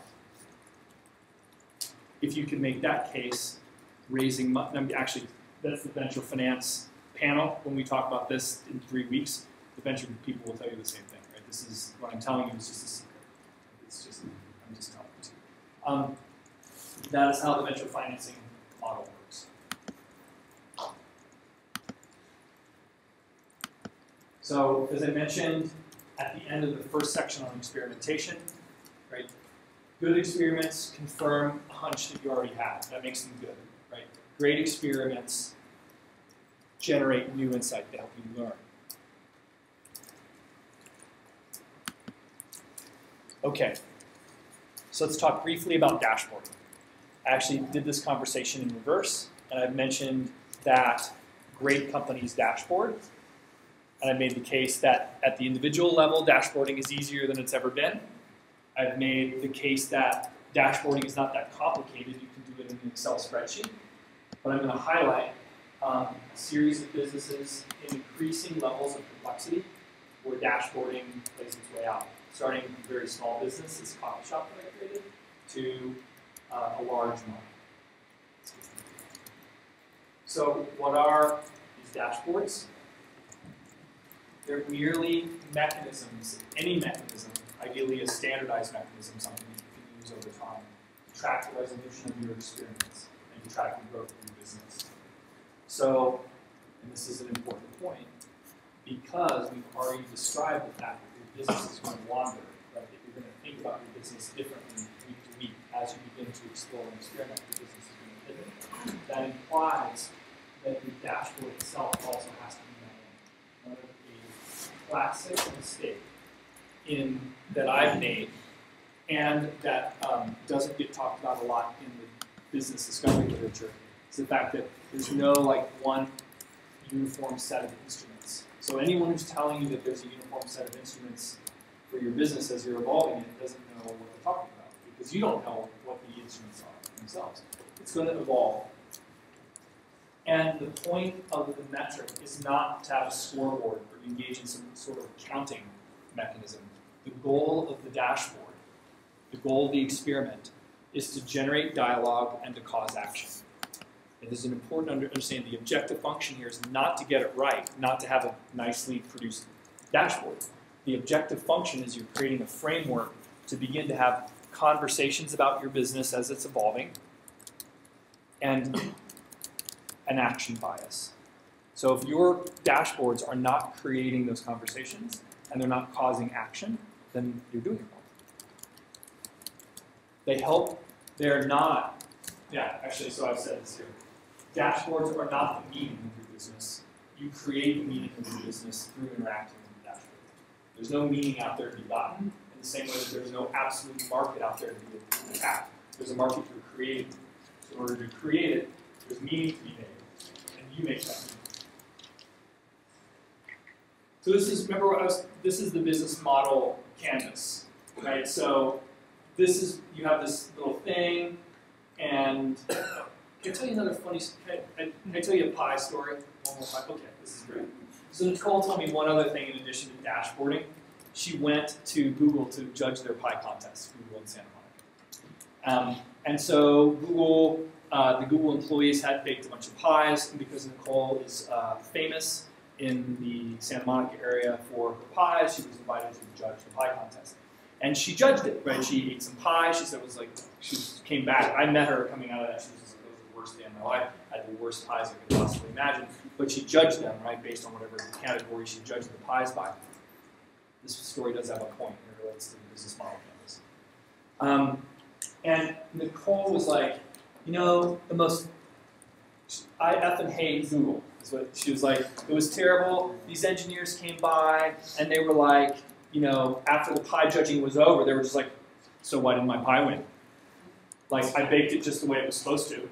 Like, I followed all the instructions precisely. Why didn't my pie is awesome? And like, she had maybe 20 conversations with a bunch of hyper type A, hyper achievers, all who are working at the hyper smart company that they got there through the hyper difficult recruiting process. Right? These are like the best of the best. These are children who from age 2, their parents have told them that they were special and gifted and indigo children. They've been patted on their head through their gifted things. They've been pulling the lever diligently through the course of their life. They got great grades, which enabled them to get to better schools, which helped them get to the great engineering programs, which enabled them to be feeder institutions into the Google. And there they were, and they all of a sudden failed to win the pie contest, which should have been dead obvious because it's a freaking recipe, right? You just follow the recipe exactly right. And how it's supposed to work is I'm supposed to win. And all of a sudden, these hyper-competitive kids basically had, 30 of them had an aneurysm, right? That they're like, pie didn't win. And they weren't nice about it, right? That's what Nicole came away just going, those people are freaking creepy and weird. And I've never seen a bunch of people super hopped up about the fact that they didn't win a pie contest, right? Right? What does the pie contest have to do with this? This is what pie contest, Google pie contest competitors want to do when they're designing a business. It's easy to understand. It has lines in it. There's the colors. It looks really soothing, right? There are things that you do, and you like list the activities, and you flip them over, and you do the work. This is the business model canvas. Has anyone looked at this book? Yeah, it's a book, right? And it's awesome. And yes, I am making fun of it. Normally I preface this with like, you know, I'm sort of cool about this stuff. I think it's all really great. No, this is stupid, right? And what's stupid about it, it's just freaking crazy. Does this make any sense? It doesn't make any sense to me. I look at this and I go, I feel like I'm taking freaking crazy pills. It's like, does anyone use this stuff? Are you kidding me? You know, and the icons. Yeah, everything about it sucks. It is an infinite level of suckitude about how bad this thing is, right? And there's nothing in this book that is actionable, right? It's perfect. You have this thing, you flip it over, things go from red to green, you're like, woo, I baked the pie, woo, you know, it's like, woo.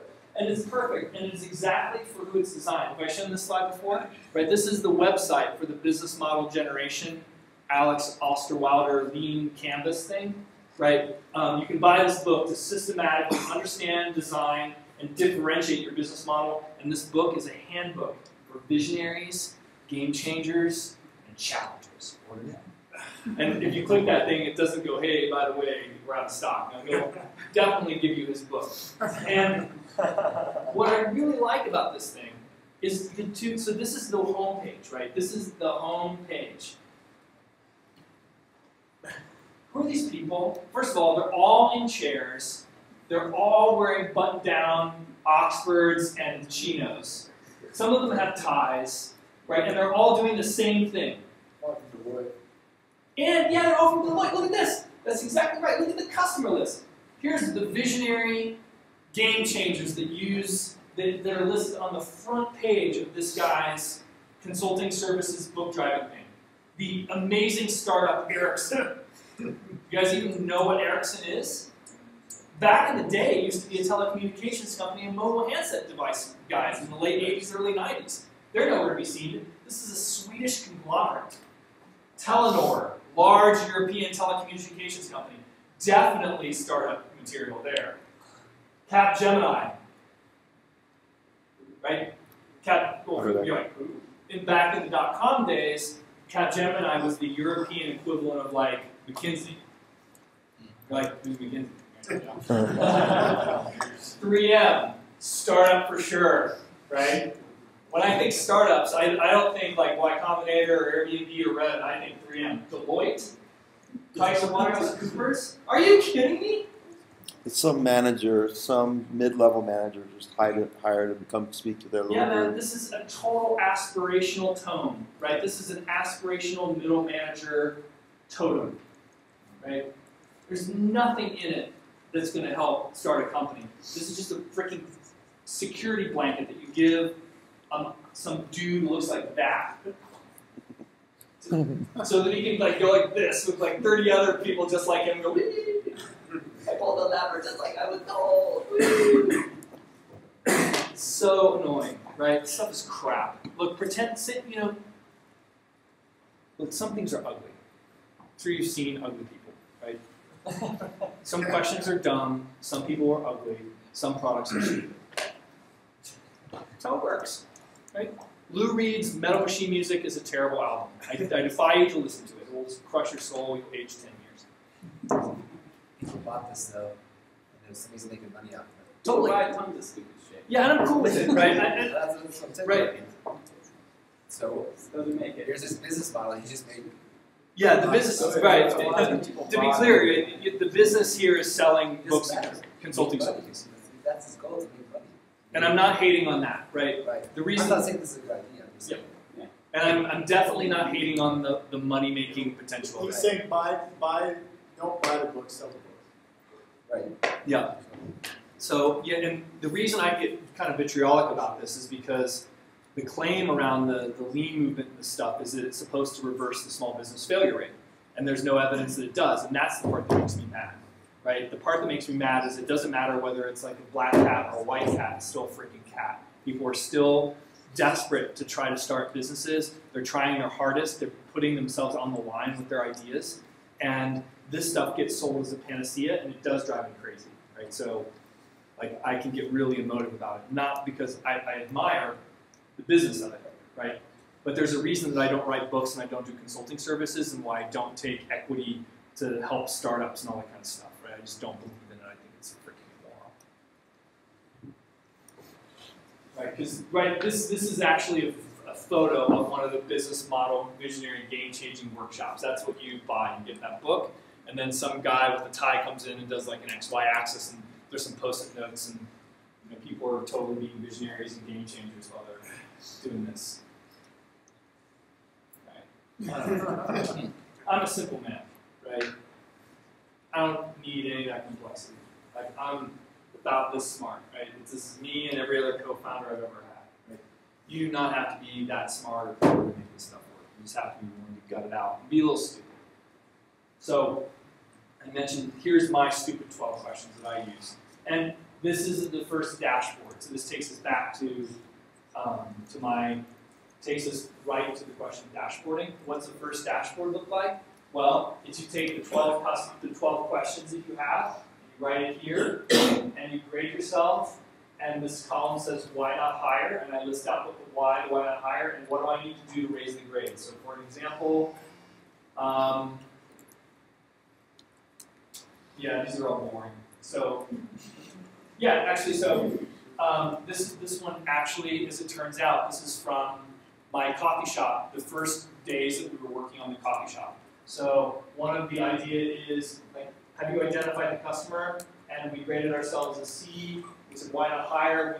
We know that there are two segments, students and at the School of Business and Faculty Administration, but we haven't explored any others. So do we really know who our customers are? No. Right? We know that students are our customer, whatever that means. We don't know who.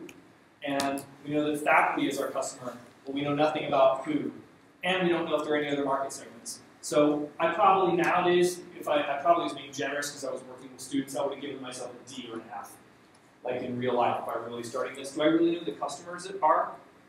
Because I say that it's students and faculty, I don't know shit, right? So who it turns out our customers were for our coffee shop were AM students, between 6:30 and 9 that were commuting by car, that were parking in the parking lot, to these 2 parking lots that we knew about. There weren't people coming in from tracks. There weren't people coming in from the bus. And we knew after 2 or 3 weeks precisely who our customers were. We knew precisely when they were coming for coffee. We knew precisely why they were coming for coffee. And we would give ourselves an A for that. And so it's just a simple example of a dashboard, right? The takeaway here on this particular slide around the dashboard is you'll notice it's not numbers, right? It's narrative. So it's totally okay when you're starting these things to have a narrative-based dashboard and move to a numbers-based dashboard. You think the dashboards are about numbers, you're wrong. They're not about numbers. They're about conversations and getting into action. If you think they're about numbers, you're doing it wrong. Are you guys tracking so far? Is at least it's reasonably coherent? Okay, I'm fine with that. So this is a more advanced version. So if you were to go to productdevelopment.com and you were to look at underneath some of the links for Frank Robinson's grading the business case, he said he uses this to run his consulting business. So he specifically lists for A, B, C, D, and F what criteria count to get a grade. So for example, to get an A grade on Planet Frank, you need to empirically know every onion layer of the target market. Its vertical segment, its strata, customer's decision-making team, user personas, qualifier channels, competition, and lighthouse customers. And for each one of those, he has a little footnote, and then the footnotes list exactly what he means by that. So by strata, he means knowing vertical segments stratified by size of account, the current solution they use, the product they use now, and other criteria that they use for purchasing. Right? As you can see, that is like an advanced, right? That is like a 10 times more rigorous version of the dashboard game that we just played. And you can go play this, right? You can go to his website and take all this. For every customer, every one of these questions, he has a grade and then specifies what they are. And if you know this shit, you have your business together.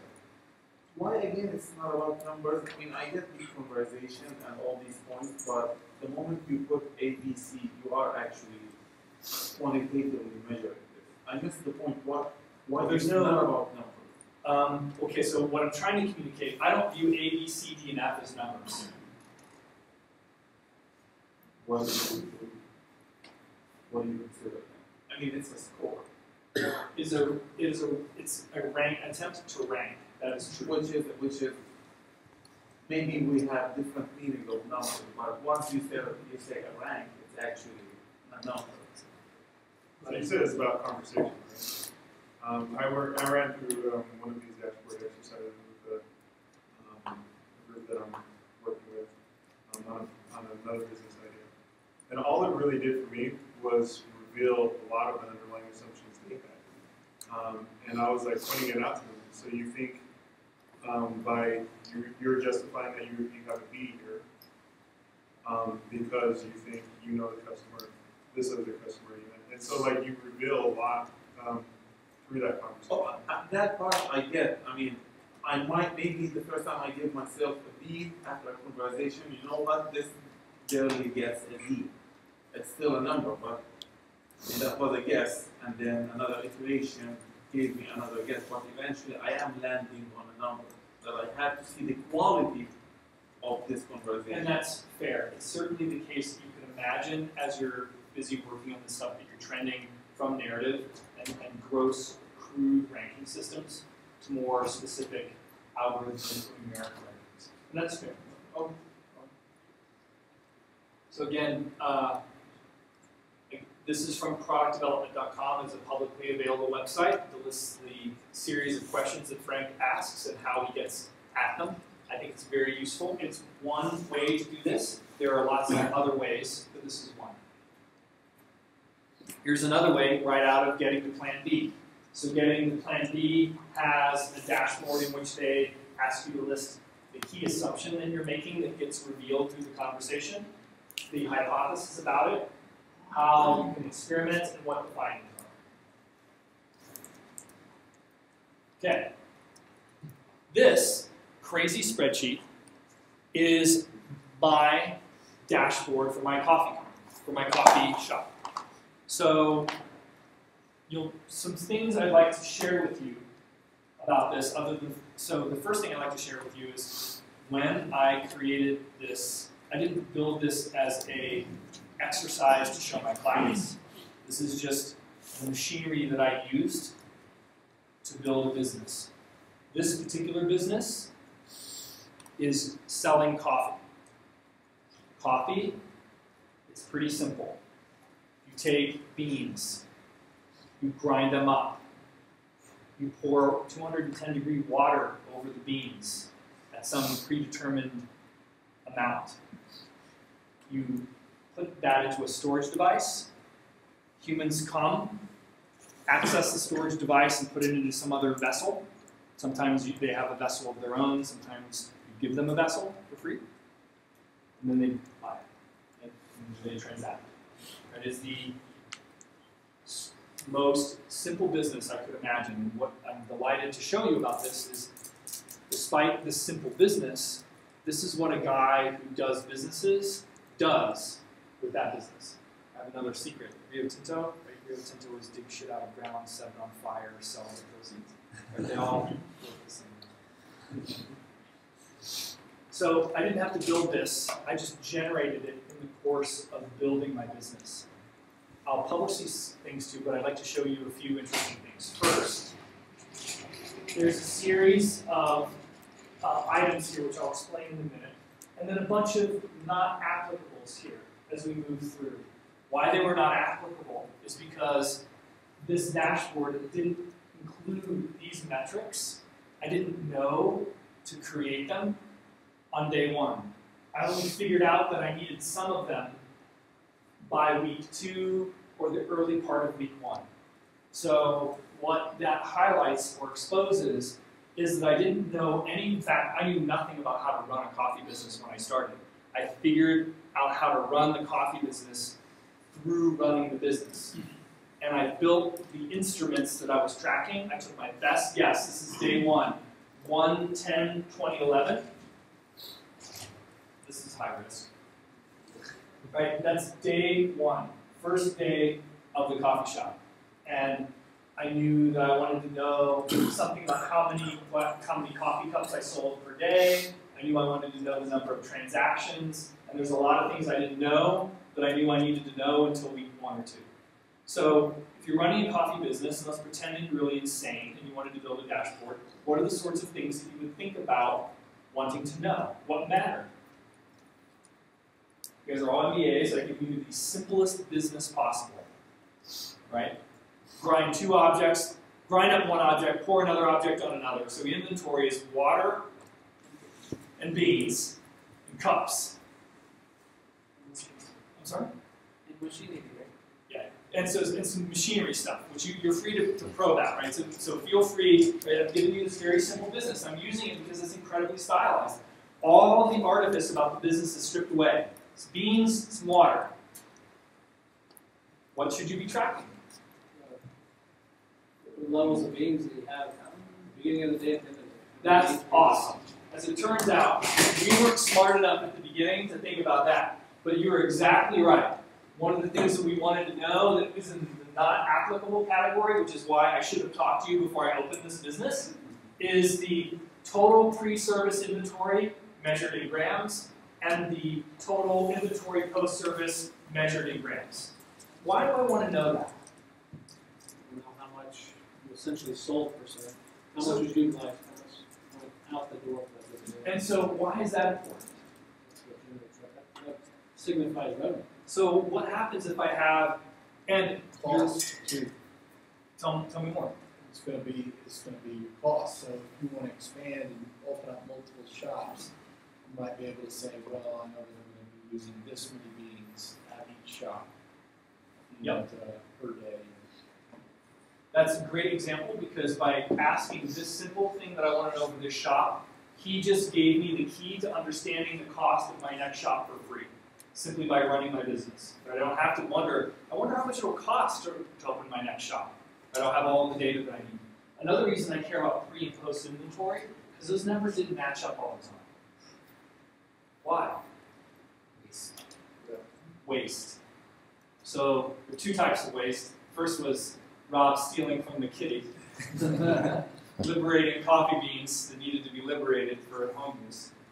But we dropped stuff, right? What we didn't know, and what we could have assumed would have been erroneous, is we lived in a wasteless universe. As it turns out, coffee is incredibly wasteful. And the margins on coffee are typically insane if you can control your inventory and you can control your waste. So we were, one number we did get that was really important for us, that we figured we wanted, was cost per air pot. Like we could get it down to cost per cup, that was also useful. Right, the cost per air pot was crucial for us because it told us at any given point, because an air pot had 10, 12 cups in it, depending on whether it was medium or large, you don't get to decide. At first, you didn't get to decide. But that's going to influence your margins, and waste is going to really impact that. Right? As it turns out, we actually standardized because we wanted to make more money on one size.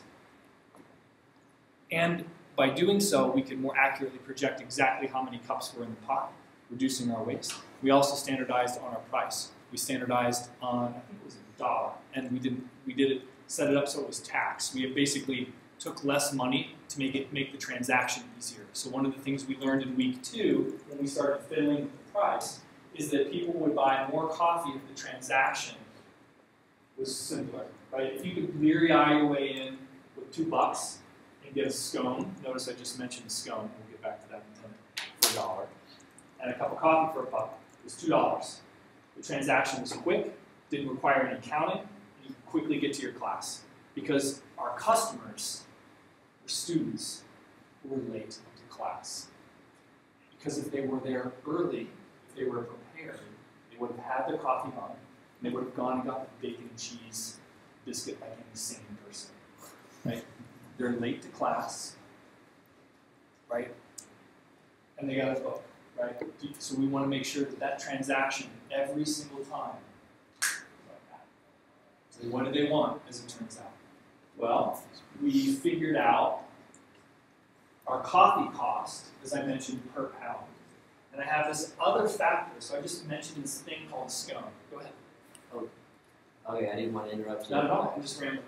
Your scone comment brought on the idea of average dollar per transaction. Exactly.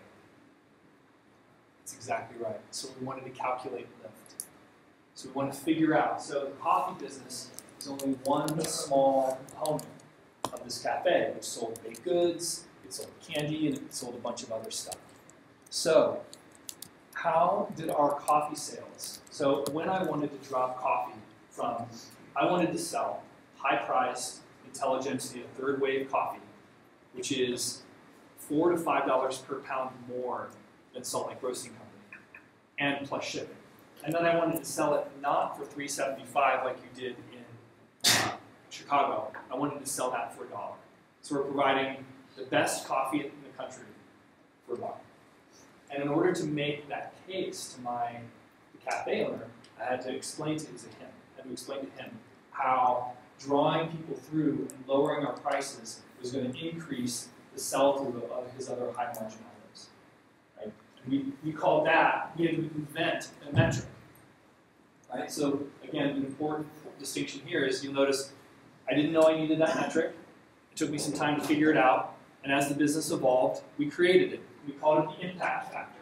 And the impact factor was how much our coffee contributed in terms of the overall sales to the business. As it turns out, once we got it dialed in by about week 3, we were sitting between 19 and 18% of business. Right? So roughly 20% of all the business transacted in that cafe had our high margin coffee attached to it. It turns out Nicole, the LA lady, the pie lady from GTA, one of the secrets of her pie shop is that it turns out roughly 20% of the pie shop's business is coffee, right? The observable part of the business is it's a pie shop.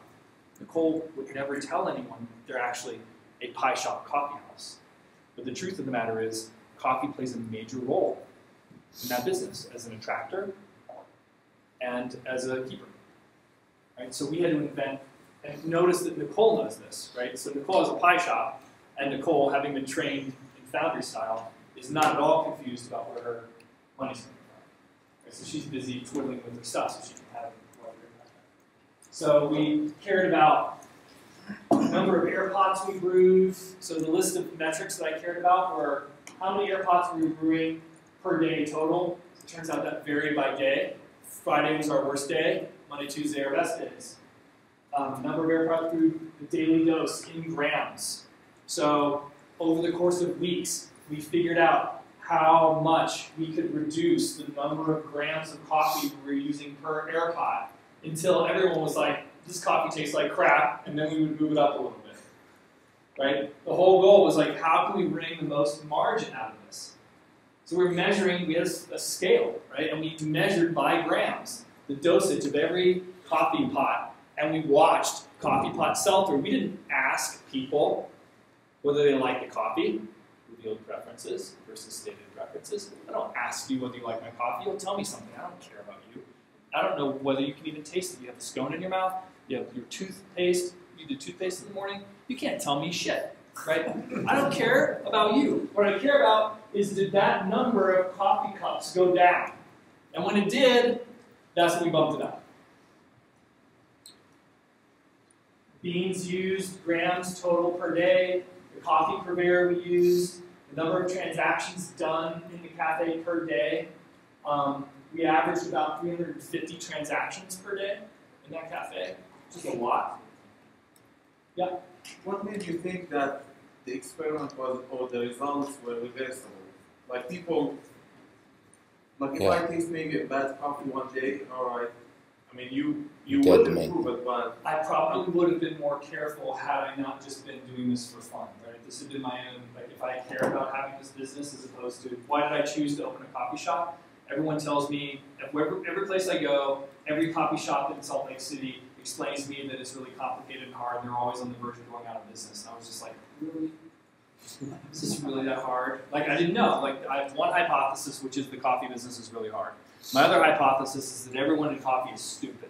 Those are all in cahoots. Right, and I now have yeah, now it's just like, they're all just stupid, right? It's just not hard, right? They're just not doing this. The answer is that in the background of every coffee shop in Salt Lake City, no one is figuring out daily air pot dose. That's why. That's my conjecture for why it's not working. Right? Because we made so much money on this coffee business that I'll tell you how much we made. Okay, that's fine. So we made so much money on this. So this is done at the School of Business. We made so much profit out of the cafe as a whole. The food business, which is so terribly hard to make money. We made so much money that we had an informal, secret, anyone who wants to come, free student breakfast from 6 to 7 a.m. every morning, that I personally would cook breakfast for God knows how many people, including him. I think you got through your entire junior year eating off. I mean, he would eat so much food that he had this little stinted, like, Ethiopian belly and he'd go to his class, and I'd see him later that night, he'd be all, like, normal, and then go to the foundry, go down to the foundry, and eat a bunch of food. We had an informal breakfast that we kept it really quiet, and we just invited more and more people, and eventually business people started showing up, right? You know, just people who wanted to hang out and network, and I was cooking whatever we had leftovers. I would make like pancakes or like omelets or hash browns or a bunch of burritos or whatever we could cobble together from the scraps. I would make as a food, and we were feeding a lot of people every day, and on Saturdays and Sundays. We were feeding a lot of people. We made a lot of money. So much money that we could waste it. So it's not that complicated to build a food business. I just don't believe it anymore. Until I actually directly done one, I was willing to believe that it was hard. Now I don't believe it at all. I just don't. I'm inoculated forever from thinking it's complicated because it is. So because you did that. I'm sorry? I said because you did that. Yeah. That's pretty complicated for a normal Joe. Which, this? Yeah. It's gotta be. No. Yeah, I mean, I hear what you're saying. So what I'm going to suggest, and I agree with you, it is overkill. But that's fair. What I would like to suggest that you make it easy by applying such. And that the craft of starting a business, like this what I'm going to say is actually really sharp, right? I believe it to be true. That this is the freaking lower bar for being awesome. This is a craft that you learn over the course of 10 to 15 years to where you can do it natively. But this right here, what you see, if you look at this and go, that's overkill, consider that this is just the lower bar to move one level up. This is like the Tour de France, the difference between a 6% grade and a 10% grade when the entire peloton gets shelled off the back, right? And there's like 5 dudes leading the race. That's what this is about. That learning how to do this will make it so that when you start to handle incredibly complicated executive level work, right, this is what you do. And I will make that case by showing you some dashboards from companies. Go ahead.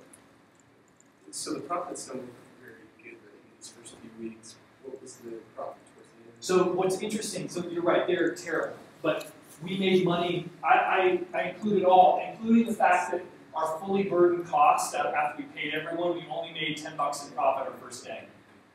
The point is, if you've been in food service, it's impossible to make money on your first day. You're supposed to lose money for a long time. The rubric is 6 to 9 months. We were profitable out of the gate. Day 1, we were making money. We only got to, in week 2, $52.15 in profit every day. So over and above our entire fully burdened running the cafe, paying everyone what they need to be paid, we were only making $52. We actually got that up, I think, let's just say, it's if I told you $120 to $150 a day for the coffee service, I'd be close. And that was the economic frontier of that business. We'd run everything out of it to the point that it could generate about, let's just say, $100 in free cash per day. 5 days a week. That's what we could do. Minus 13 holidays. Yeah. It's about 30 some odd thousand. Yeah. So again, that's including this $30,000 of free cash. So we've already handled salaries and all that other stuff. So the business produces $30,000 in cash. Is that a lot of money? No. Is it a complicated business? No. Right? What's that? It's 5 times EBITDA. It's $150,000 value. So you can sell it. It's a business you can sell for $150,000 or something. Yeah, if I had wanted to sell this business, and as a matter of fact, the university did sell this business, right? They sold the business to Good Day or Good Eats Cafe, right? And when they bought the license to own that space and cook for everyone, right, they paid a pretty penny. And this provided a lot of the back-end negotiation for them. But you're right, everything that you're saying is true. It's a simple business and it's not tremendously profitable. It's overkill, right? It's all those things and more, right? I'm not trying to teach you anything, I'm just trying to show you what I did, and you have to draw your own conclusions about it. So this thing is very different from what was on the previous slides, which was kind of a survey, right? And it seems like the survey is where you want to start, but you want to migrate into this. For me, right, I'm telling a story where I'm going to take you through a series of dashboards of increasing complexity. Right? I agree with you. Okay. So, total transactions, impact factor, inventory issues we didn't know about, right, all this kind of stuff. We started tracking coffee waste by grams, so I could know, like, the fact that, like, I was the worst and messiest of the people running the cafe, and on days that I would have to get up in the morning and grind a coffee, like, I was the most wasteful of the bunch.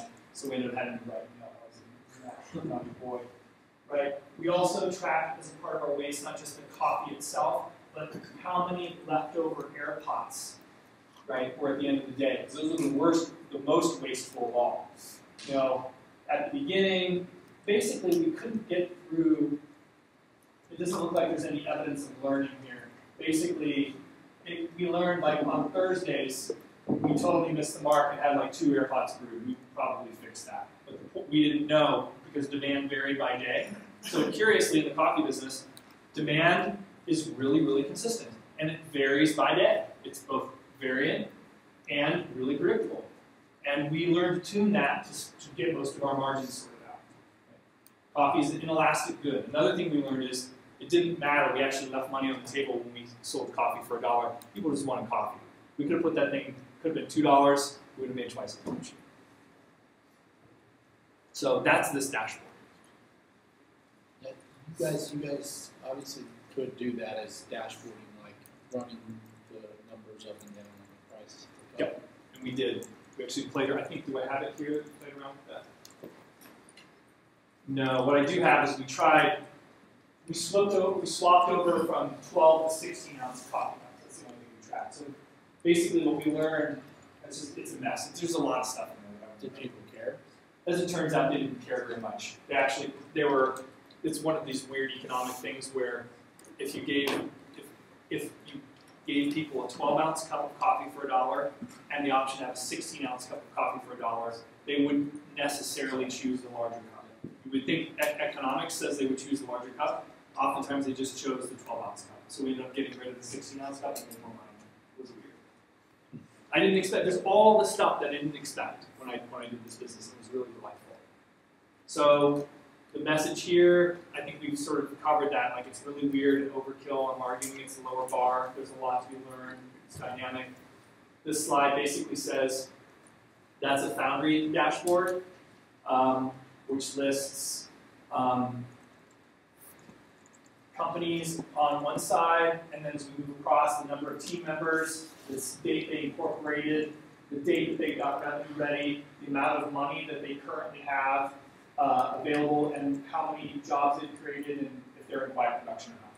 And so, rather than have to answer, so why is this dashboard so interesting?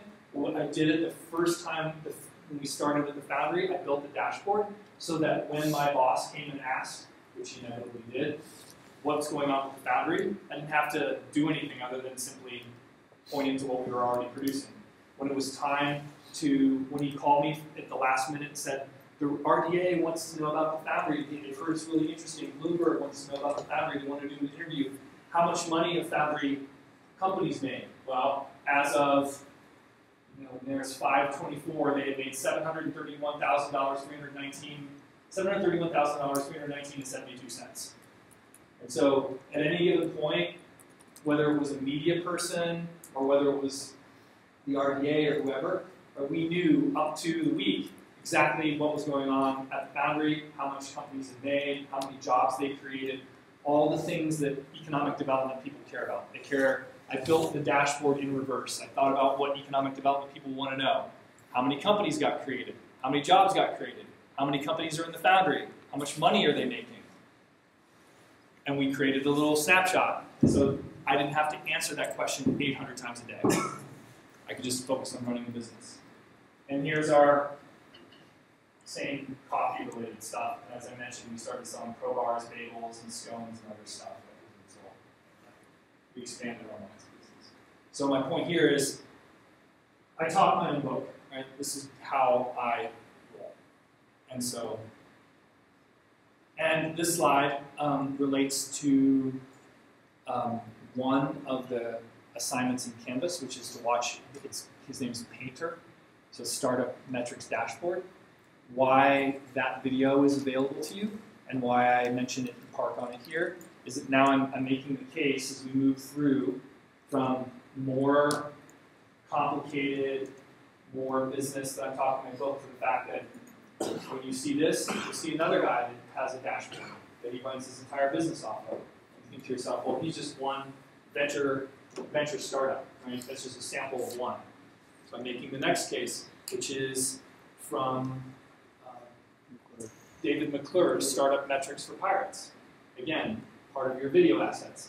So Dave McClure, lead startup guy, drives his business based on these very same metrics that I'm claiming are really important. That is what a social media company's dashboard looks like. This is a venture-backed company. They send this to their board members every week. Tells them exactly how many unique visitors they're getting, how they're activated, whether they're retained, and whether they're referral. In this case, they're a pre-revenue business. So this is a version of these metrics, dashboarded out in very simple, straightforward terms, and handed off every week to your investor. Hint, if you're building a growth business, get ready to deliver these. Stupid companies scramble every board meeting to produce their board book. Smart companies produce their board book as a function of doing business. Smart companies don't need to produce a board book because they can provide real-time data to the people governing them at any given point. So again, I'm running up the complexity ladder, and I'm making the case that this stuff is just a part and parcel of business as it is understood by grown-ups. This is how they roll. To do this, right, requires a lot of heavy lifting inside an organization, which, by the way, is the value proposition of a local company named Domo, which is a startup that's attempting to solve this problem. We met two of the designers if you were in my Venture Trends class. Right? They want to help build these dashboards. So if you're, and you think to yourself, well, okay, I buy it for coffee shops, right? I buy it for your dumb foundry, right? You're dumb. I buy it for those dumb, like, funny people that you talk about in venture capital land, right? But I certainly don't buy it in the mobile space. No, you're building a mobile iOS application. You have these analytics that you can get for free, and this is how your application gets ranked. It's how you get judged, and how you get funded. This is the final one. This is a company, a publicly traded company, I think still. It's not bought by, this is Lincoln Milk. I think they're still public, let me go check, right? This is a multi-billion-dollar company that has lots of lines of business that are complicated. This is what these guys look like on a day-to-day basis. This is their inventory, their receipts, their costs, and the status of their suppliers. And you'll notice this is a dashboard. This is F11 full screen as of Friday, November 14th at 12:05. These are real-time stats. So these guys have, like many large public companies, an IT department that welds together an executive dashboard that drives day-to-day operations for the business. Yeah. So I can't tell this. I interviewed a guy who works in the alcohol distribution industry, I guess. Like, and he has a series of brands that he's responsible for in a territory. And I asked him about instrumentation 2 weeks ago. So how do you guys do this? So this is a multi-billion-dollar company. They're publicly traded on the London Stock Exchange. So this is a real adult-style company. And this guy's like, I know how much alcohol across all the categories, spirits, beer, and wine, I think were the 3 categories, by brand at the store level by 2 a.m. my time, East Coast time, every day. Right? This guy, he's the VP of the company, and he knows every day what got sold across his entire territory. That, by the way, is not abnormal.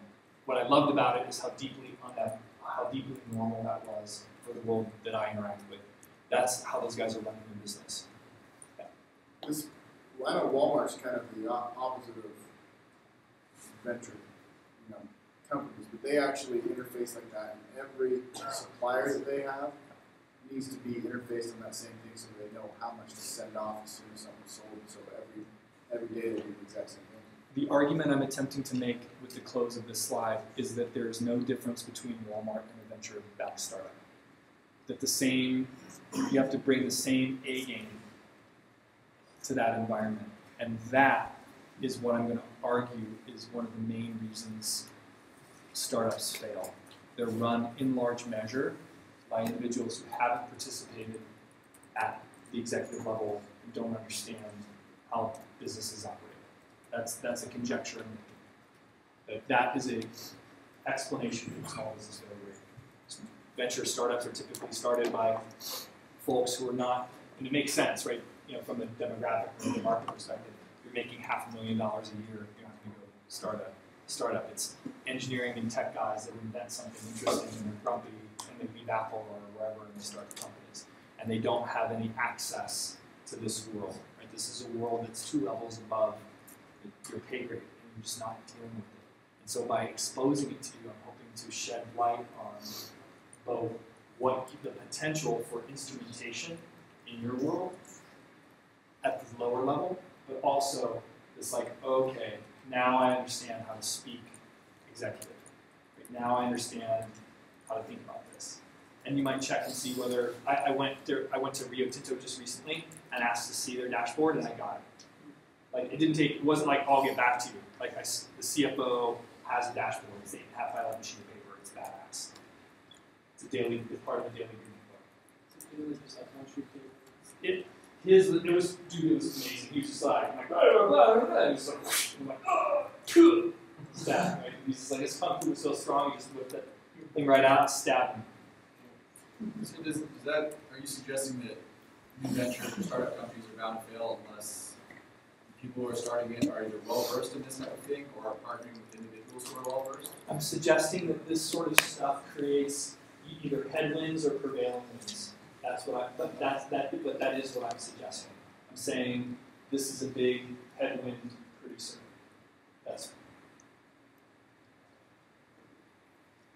Hopefully you guys like that stuff. I like talking about it. How are we doing time? 8:20. Okay. Okay, so the first one you showed has got kind of these conceptual ideas, right, about the business and how it works and who's your customer. And it seems like as you move to the more data-driven environment, it's almost like you're refining your business and locking it down. Mm-hmm. But how do you avoid the pitfalls of kind of closing your mind to the pivots and you know what I mean? Once you get established and you start just looking at the numbers, how do you keep the spirit of this alive? This very navigating that transition. So what you're describing is perfect because it highlights how difficult it is to balance cognitive flexibility as you're figuring out what kind of business that you're in. Because we don't know a lot about the entrepreneurial phenomenon. But one thing we do know is initial conditions. Once you start and lock in on a particular business, you set yourself off on a trajectory that becomes very, very hard to shift. This same phenomenon applies in strategy, where once you have this helps to explain why it becomes really, really difficult to shift your business once it's established, right? It's crucial. There's no answer to this. There's just, you've identified one of the salient challenges associated with building a business because the initial conditions under which you operate are going to influence the trajectory of your company, for sure.